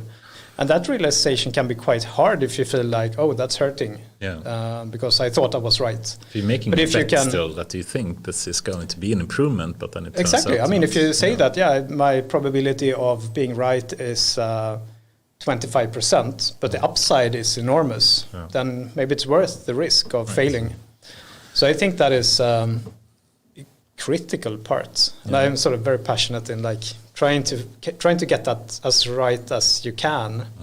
I think sometimes you should even have a KPI. The person that admits to being wrong the most should have a higher salary. Yeah, it's really yes. I think so. I think you will have a future guest in Mikhail Shilkin here. Oh yeah. He told me he was a data scientist worked with at Camby, and he told me one thing that really stuck. That his job as data scientist is to prove people wrong. Oh. Because that's the valuable outcome of his work. Yeah. Because if you're right, everyone will know about it. Yeah. You will have built a feature, it will be celebrated, it will be right. But if you do something wrong and hide it, it's very likely that it will happen again by someone else. So learning from failure, and like as Spotify, I guess, celebrating failure a bit is. Yeah, I think it's really failures. It's actually it's really important, just not to create a nice culture, but it actually adds a lot of value. Admitting, noticing, and learning from failures. It adds value, but also I think it removes the whole, the scary part of admitting failure, which is so dangerous, because then people start to fake success instead. Yeah, it's super dangerous. Success theaters is like really an anti-pattern for being data-driven, I would say. I think that we need to put a very, very fat line between different, what is called, work positions where you can be actually rewarded if you do wrong. So what if a fireman does something wrong? But so maybe we should limit it to type research. 1 and type 2. I mean, it's hard to. Then it's innovation and research. It cannot be, or a politician making a wrong move, which or like a surgeon, making. Or a surgeon, right? So it cannot be the person that actually fails the most gets most rewarded. In a research, maybe, or not in a research. But innovation in this context. I think even a surgeon can admit to a lot of mistakes, as long as not like type 2 kind of things, or these things that can't be reverted. All right. Okay. So let's make it then for type 2. You should be rewarded, but not for the type 1. Which one is which, by the way? The type 2 is the permanent thing, right? Type 2 is I just Googled it actually. Good. So it was like this. Type 2 decisions are type 2 decisions are like walking through a door. Okay. If you don't like the decision, you can walk away. Okay. Yeah. So it's type 1 that's the permanent thing. Type 1 is the permanent one.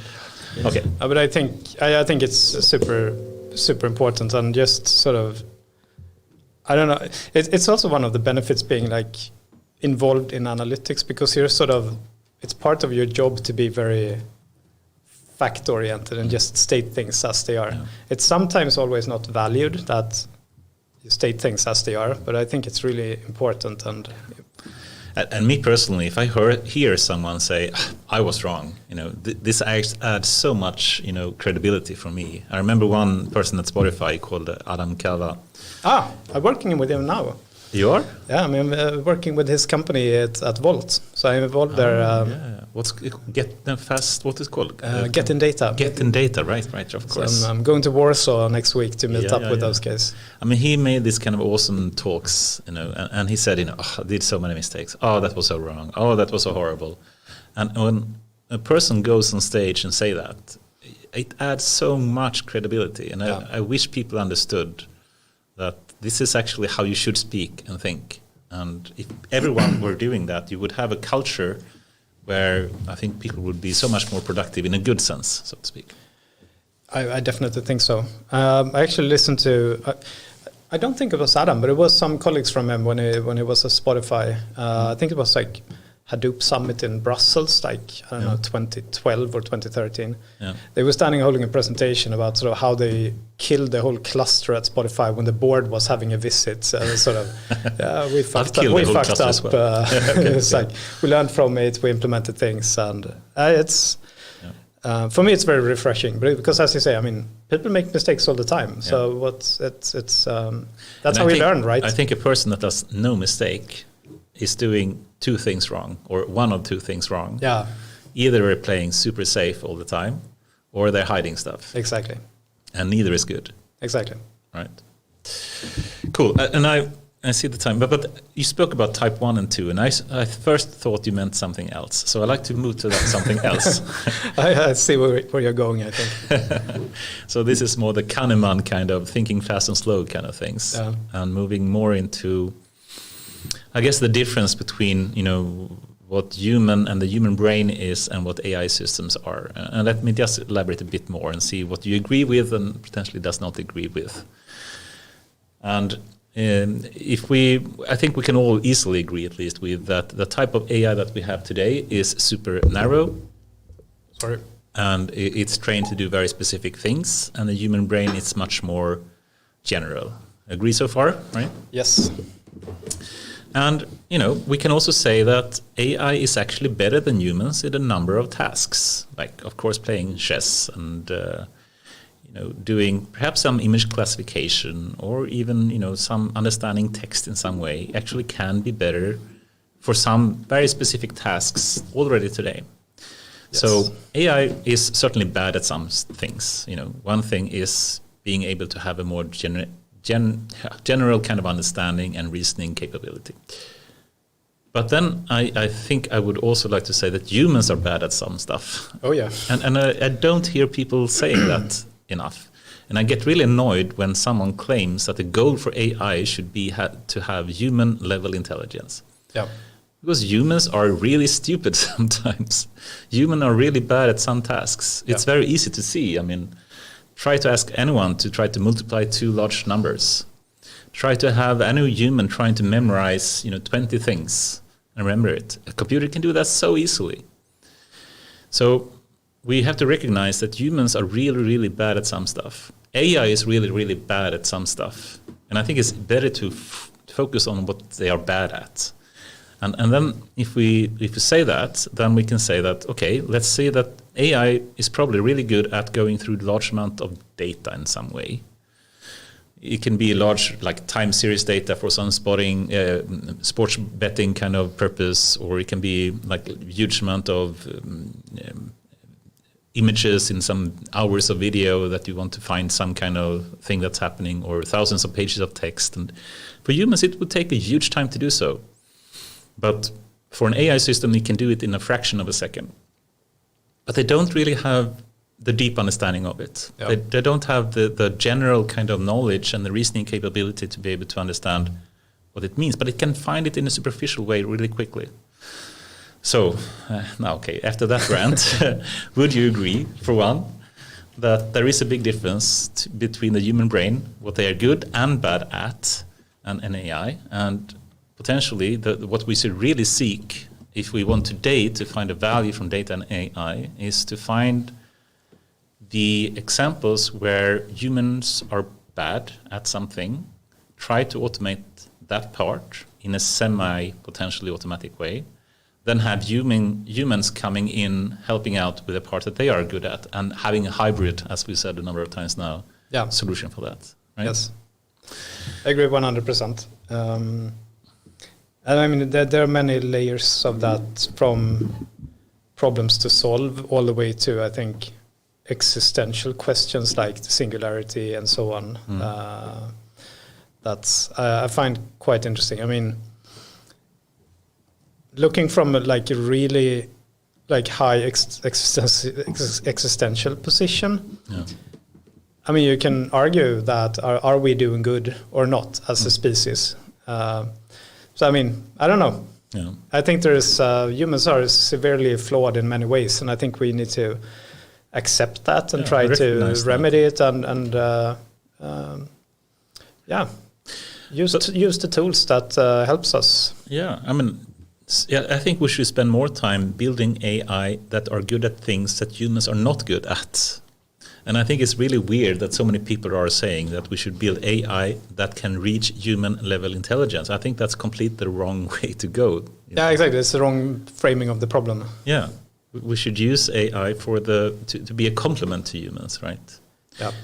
But then you spoke about singularity, and since we're moving a bit towards the end, perhaps we can move into a more speculative, philosophical kind of set of topics then, and AGI kind of things, general intelligence that we may reach at some point, and it may be a singularity when we have lost the control in some way and things are moving ahead quicker than we think. But, okay, so we spoke about human level intelligence potentially being a bad way to at least guide the development of AI, right? But do you have any favorite definition or things? How would you say that this is the right direction of where we should spend time improving the intelligent level of AI systems? Yeah, perhaps not a perfect definition, but what is the right thing to make sure that we spend time in research and in companies to improve the value for AI? I mean, first of all, I agree very much with we need to evaluate what activities and what work is adding value in as opposed to letting a machine do it. So I mean, repetitive tasks that are fairly straightforward and simple at scale. I mean, we shouldn't do that. That's just a waste. Rather focusing on the very complex things where we need to connect dots and stuff like that is harder for a machine learning model or an AI application to do. I mean, if we could do that would be a massive productivity boon of everything. It will, however, sort of have societal consequences that I think we need to be prepared for and act on. But also, I think, I mean, we're talking a lot about the problem with AI and machine learning being biased based on what the data we feed, but also all those biases are coming from us humans. So I think if we can, I saw you posted about what is the optimal tax rate, for example, those kind of decisions, what is best for the population. I think that concerns me quite a lot in the world today, that is so polarized and there are so many non-data driven. Exactly. But I mean, super important societal questions. And I saw that also that you talked with Henrik Landgren. I mean, if you can't agree on the facts, I mean, it's impossible to have a discussion about what's the best course of action. Right.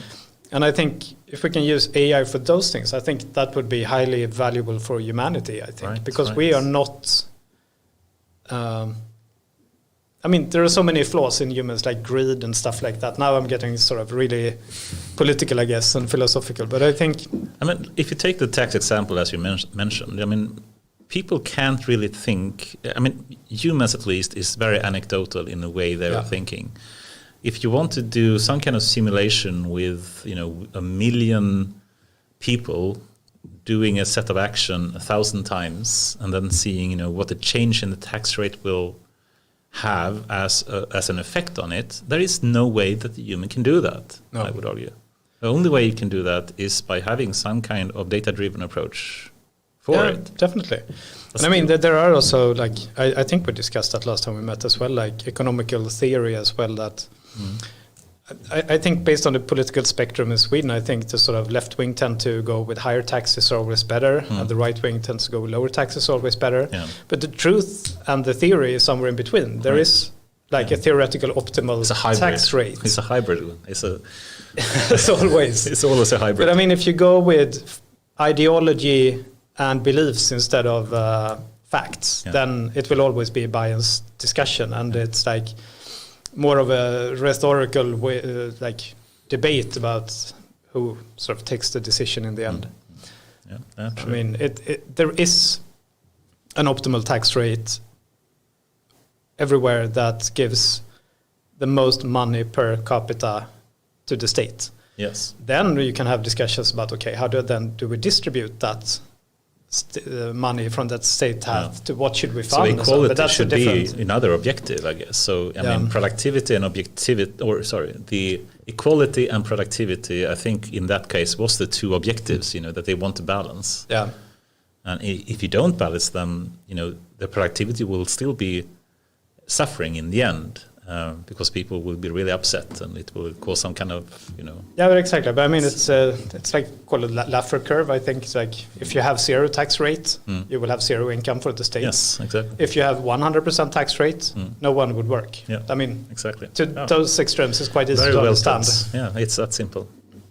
Okay, so let me test you on another thing. It's just a theory of mine, but there are differences between the human brain and AI, of course. And we can take the obvious thing. I would say it's like 4 or 5 different main things, and let's see which one you agree with here. I think one is obviously generality, that the human type of brain is much general. It can handle so many more tasks than an AI system can today. But of course, we see all the latest type of models that we have in AI starting to be more and more multitask, and multimodal, and multilingual, and it's starting to become more general, but still very, very far from the level of generality that that humans have. So obviously that's one part, right? No, I guess you're not arguing so far. No. The other, I would potentially say, is reasoning, and then I think people also sometimes speak a bit about this in the wrong way. I think we have so many examples of systems that do reason in some way. You can even take a chess-playing AI system. It does some reasoning, thinking, if we do that action, what happens then? We retrack, we backtrace, we try to find the best set of actions in like a rational reasoning kind of way. But it's not high-level reasoning. It's not thinking of objects in a high abstraction level. Like this is an object. This is if I were to hit your head with a hammer, it will cause some kind of effect in a high-level reasoning kind of way. And that type of reasoning we don't have, at least I would argue as well. Yeah, I probably agree. I agree. Yeah. And I want to take the self-driving car example just to make this a bit more concrete soon. But let me just continue. So the second thing is potentially plasticity. And what I mean with this is that the AI systems we have today is that they have a data-driven approach when it comes to learning the weights of it. So instead of manually programming all the rules, you just feed data and it learns the weights. But the architecture for that network that we have is very manually designed. Yes. Or potentially you have neural architectural search, but that requires so much data to be trained, so it's not very plastic, basically. The human brain, on the other side, it can change and rewire itself surprisingly efficiently.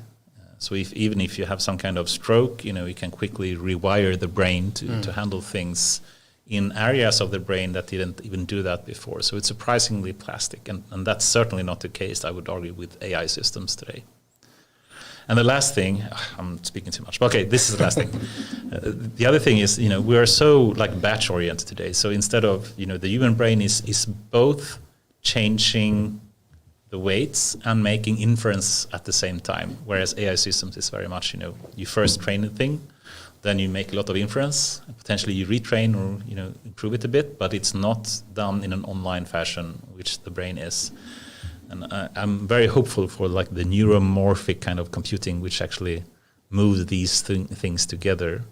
Right. Have you heard about the neuromorphic architecture? I haven't actually. Okay. So you have to tell me about that later. Yeah.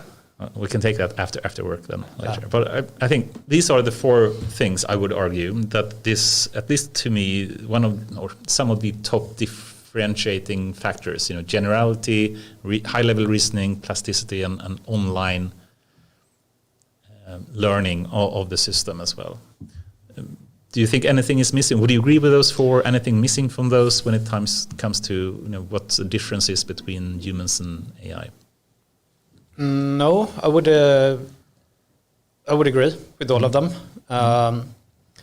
Maybe a bit sort of the plasticity is not my key domain, so I trust you on that. Yeah. But I think it's I forget the name. What's the author that wrote Life 3.0? Oh, Max Tegmark. Yeah, exactly. Because I think that's quite an interesting thing. We can learn, but we cannot change our hardware. Yeah, right. I mean, an AI could potentially do that. I mean, to an extent, that's if we figure that out. Yeah, that's true. Which is also maybe the part that scares people, I guess. No, but I agree with your premises. And also, if we just make it a bit concrete, like everyone is speaking about self-driving cars now and Tesla, Autopilot, and whatnot. Would you be if you take a car, the latest type of Tesla Autopilot, I think it's up to version 10.2 or something now. Would you be comfortable having your hands tied, not being able to steer the wheel, and just let the car drive you around in Stockholm today? No, not right now. Yeah. But then again, I wouldn't know how good it is because I haven't sort of studied on it. But I mean, of course, I guess you're referring to, does it have to be perfect? Yeah. Are we perfect? Like, is it still an improvement or is it a worse driving experience? Or compare it to sitting in a cab with a cab driver that's human. Exactly. That could be drunk or very tired or, playing with his mobile phone. I don't know. Yeah. Which one would you trust the most? I agree with you. I would still trust the human drivers more today. But do you think, if you were to make an estimate, when you think the self-driving car would be an improvement to the average cab driver, can you give some kind of, what's your thinking there? When will AI be better than the average cab driver?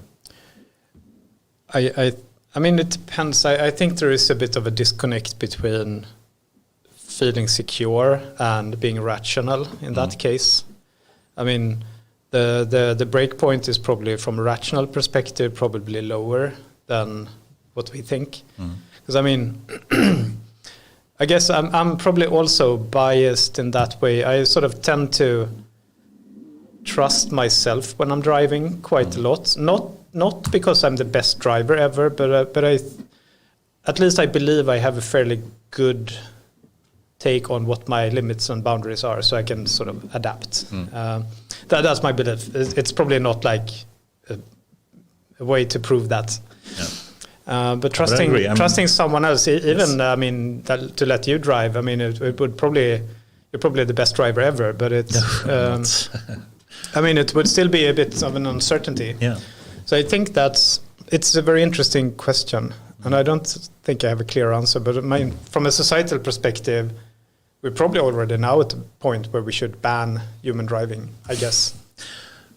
Soon, at least. I'm not quite sure we're there yet, but because I mean, at least a machine will not fall asleep. Yeah. The machine will never be drunk. Yeah. The machine will be probably quite predictable, I guess, in how it drives. So I mean, there are a lot of things. Over safe as well. I mean, it would rather stop, than being, it's very safe, much more safe than sorry, so to speak. Exactly, but it's like the coexistence then between drivers that can be totally irrational and machines to be able to adapt to human irrationality. Maybe that's like the problem. And also a lot of bugs that could occur, in a software that we probably can't trust that much. Blue screen. Yeah, exactly. That would be. Oh, you can't even take the wheel or brake anymore. That would be kind of scary. Cool stuff. Okay, let me see here for some potential final questions. We spoke a bit about singularity, but I think we already covered that. If we just try to end a bit with, a more forward-looking kind of question, and I'm eager to go in a certain direction, but I'm biting my tongue a bit here. But AI can be used and abused for a lot of things. It's happening a lot in the world these days, and we can easily imagine at least AI being used for bad things that could hurt humans and society. But it could also be used for a lot of positive things like climate change or whatnot, or medical care, and who knows. What is your thinking here? Are you afraid of AI being abused for malicious purposes more than you're hopeful that it will be used for good purposes?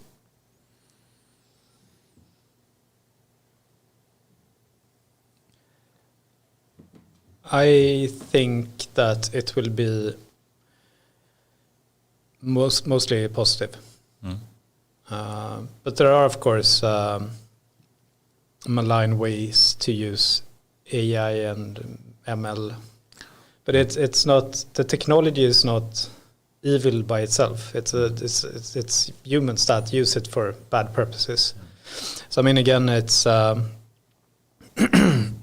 but I think, I mean, looking at what concerns me very much is how do we teach ourselves to be like source critical and today I think, I mean, I forced my son to watch The Social Dilemma on Netflix the other week because I think it's like, I mean, he's obviously a big TikTok user and YouTube users, and he needs to be trained that you need to be critical of everything there because it might be fake, it might be a real thing. Right. So you need to look for like other sources. And I think people today, it's quite clear that we don't really have the mental tools or the training or whatever necessary to really function in the information society that we have today. And I think that leads to a lot of bad consequences that we see right now and what we've seen during like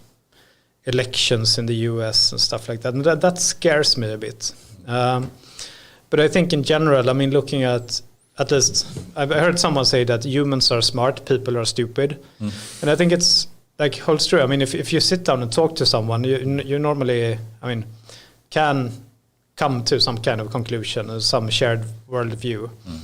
But it's the polarity and extremism of opinions today, especially on the internet, where you can hide a bit. Like you don't really have to confront the person that you're yelling at. I don't know. Probably sounding like an old man fossil right now, but it scares me a bit. And I think we need to educate ourselves around that much more than we do today. I'm so tempted to go into the whole Facebook dilemma and just issues. Go for it. Just go for it. Okay, let's go there a bit more then. And I'm not sure if you watched the Congress hearing with Mark Zuckerberg like 2 years ago or something. I'm not sure when. Parts of it. Yeah, and I'm trying to phrase this in a nice way. I don't think that Mark Zuckerberg have any evil intentions. I certainly don't do. I don't think any tech company actually do. I prefer to be an optimist. I prefer to think that they wouldn't, in any way think that let's just make more money even though it may hurt young female girls. I do not believe that's the case, actually. No. Then people are still stupid. We don't know how to manage a powerful technology like AI, so it can be consequences that are unexpected that happens, right? Am I too optimistic here, you think? Or do you think there is people that have too much power today that, focus too much on monetary gains rather than even trying to be a good force in society? Oh, that's a super difficult question. I think I'm aligned with you that I don't believe people... I don't believe most people are evil. I actually believe most people have very good intentions, and there is much more sort of uniting us than dividing us, actually, as human beings.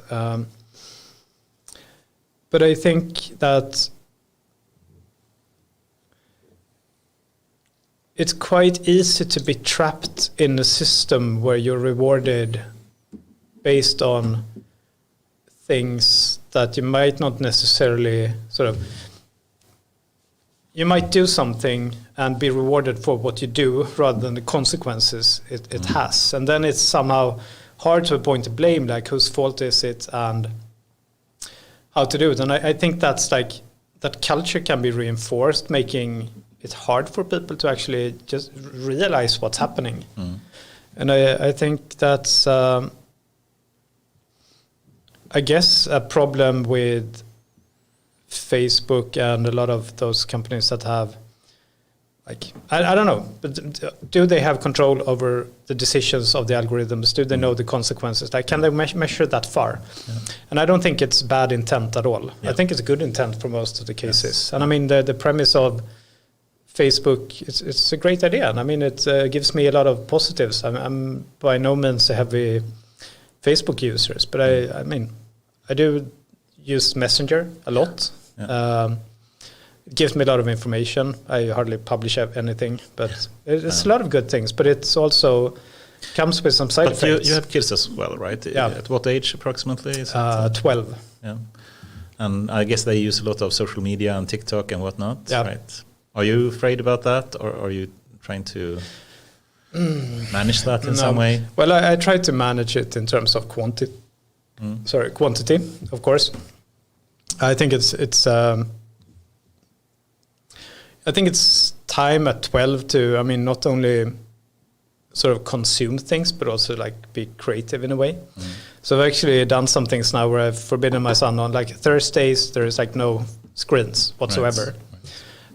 And that had a consequence that he started to cook, which is like just popped out of nowhere. Yeah. So now he's super passionate into cooking, especially meat, which could be a problem in itself, but he likes that. So I told him once a week is fine. But then I feel a strong urge to teach him. Like, I mean, TikTok is fine, but as long as you don't believe everything, you need to be critical of what you watch. And we have a lot of discussions about that. Like, well, is that really true? Do you think that makes sense? Is that reasonable? So it's a lot of, I feel that I need to educate him. And that was also why I forced him to watch Social Dilemma. That was like this exception for a Thursday with no screens. That was okay to watch. And if we just take the whole like disinformation kind of potential challenge or problem that we have, and perhaps also in these kind of polarized times that we have in the world where people are trying to portray an image of something happening, perhaps, but doing that in a very one-sided way, so to speak. Yeah. And the answer probably is in the middle, a hybrid of both, as we've been speaking about a number of times. What do you think the solution for this is? How can we try to fight the disinformation and, I guess, fake news, if we call it that, that we are, I would argue, seeing in increased volumes over the years? Yeah, I agree with you on that. I don't know, but I don't know. I sort of course, that's probably how I'm raised, and I'm probably biased that way. But I mean, it's in a somehow democratic society where you're elected on terms that and you have like an economic democratic system where you have people that probably are like informed but fighting for a thing. Yeah. I think that's good. I mean, with just recent things, it's dangerous when you select one set of thoughts that are okay and then you block everything else. I mean, it's super dangerous, and I don't know what the way around is. I don't know if it's Elon Musk's satellites to try to bypass that or something else. But it's very dangerous because it's obvious that people are super susceptible to information provided, and I mean I've been just also understanding my own ignorance about this, because I've been raised and been living in a country where information is available. I have the information. It's I think at least, but I think it's, if you're not, I think it's quite easy to be fed a set of beliefs and you actually believe that. And just taking a concrete example, perhaps from Spotify as well, and there's been a big discussion around the Joe Rogan podcasts. Do you follow Joe Rogan, or do you? I don't, but I was at Spotify at the time, so I have, of course, insights into also the internal debates around that. And I guess the question then is that we'll always have content being published on some kind of platform that Spotify is. And then the question is also, when should you take ownership or responsibility for what's being published as a content, and when is the platform moving into more of like a media house that have some person responsible for all content being published? The same can be argued for Facebook or Google or whatever, of course. Do you think Spotify made the right decision in keeping Joe Rogan on and not censoring him in that way? No, but I think so. I mean, just a disclaimer that I haven't listened to Joe Rogan's podcasts myself. We had a discussion actually with the Spotify team back in, I think it was in October, where we already discussed more or less like, is it not his existence on the platform? That I don't think anyone argued about, but that Spotify actually bought the rights. Exclusive rights as well. Exclusive rights. I think that, of course, needs to be evaluated. Is that aligned with the company values and stuff like that? So I understand that people have different opinions, but I think equally dangerous to allowing sort of bad things being circulated is also like the sort of cancel culture. I think that's also very dangerous. Right. Because it's a balance as well. If you because that can be, I mean, it can be applied from both directions. Exactly. So I'm also very afraid of that. And I think good points. Some things that Elon Musk said, that, I mean, he allows now internet to a certain country that doesn't have access to it anymore. Yeah. But he refuses to drop the other countries' channels. What was his quote? It was something, he's being an absolute... Exactly, I'm like a fundamentalist when it comes to freedom of speech. Yeah. And I sort of think and someone had to, have him at gunpoint to be able to censor things, right? And I think, I would like to think that that's the way, and I hope that people are, or at least could be capable of dealing with conflicting pieces of information. But I think we need to, I mean, we're like the first generation born this way. I hope, I mean...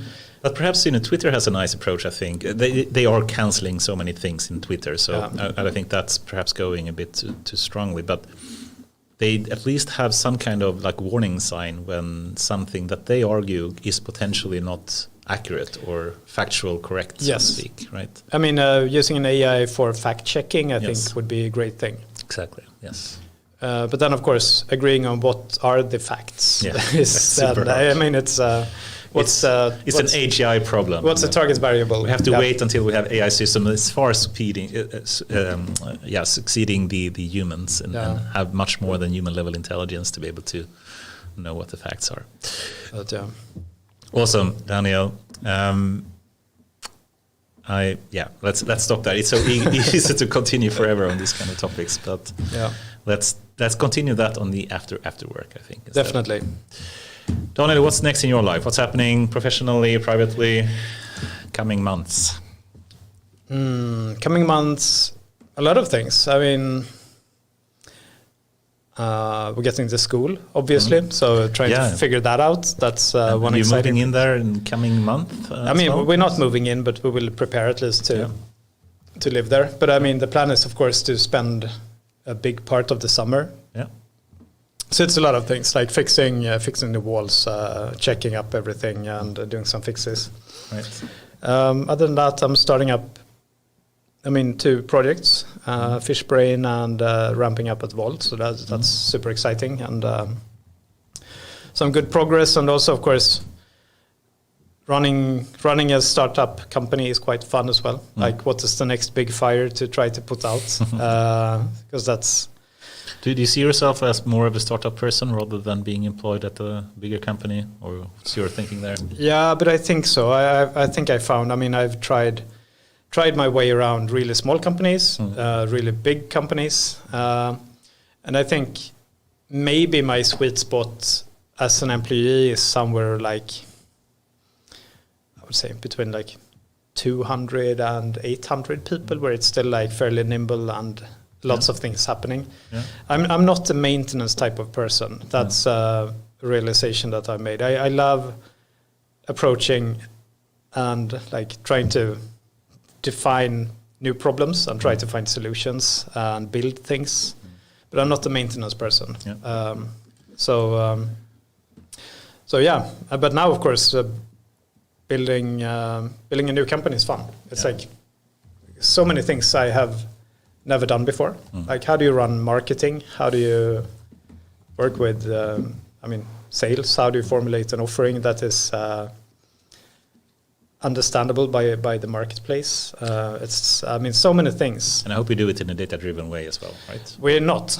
Okay. Not at all, actually. But it's like, again, that's probably, we're trying to find, and I guess that's the same for all startups, like trying to find some product market fit and scale and speed. Yeah. Then, of course, a data-driven way. So, of course, we measure things, but it's, the volumes that we have right now, it's like I can keep them in my head still and for some time.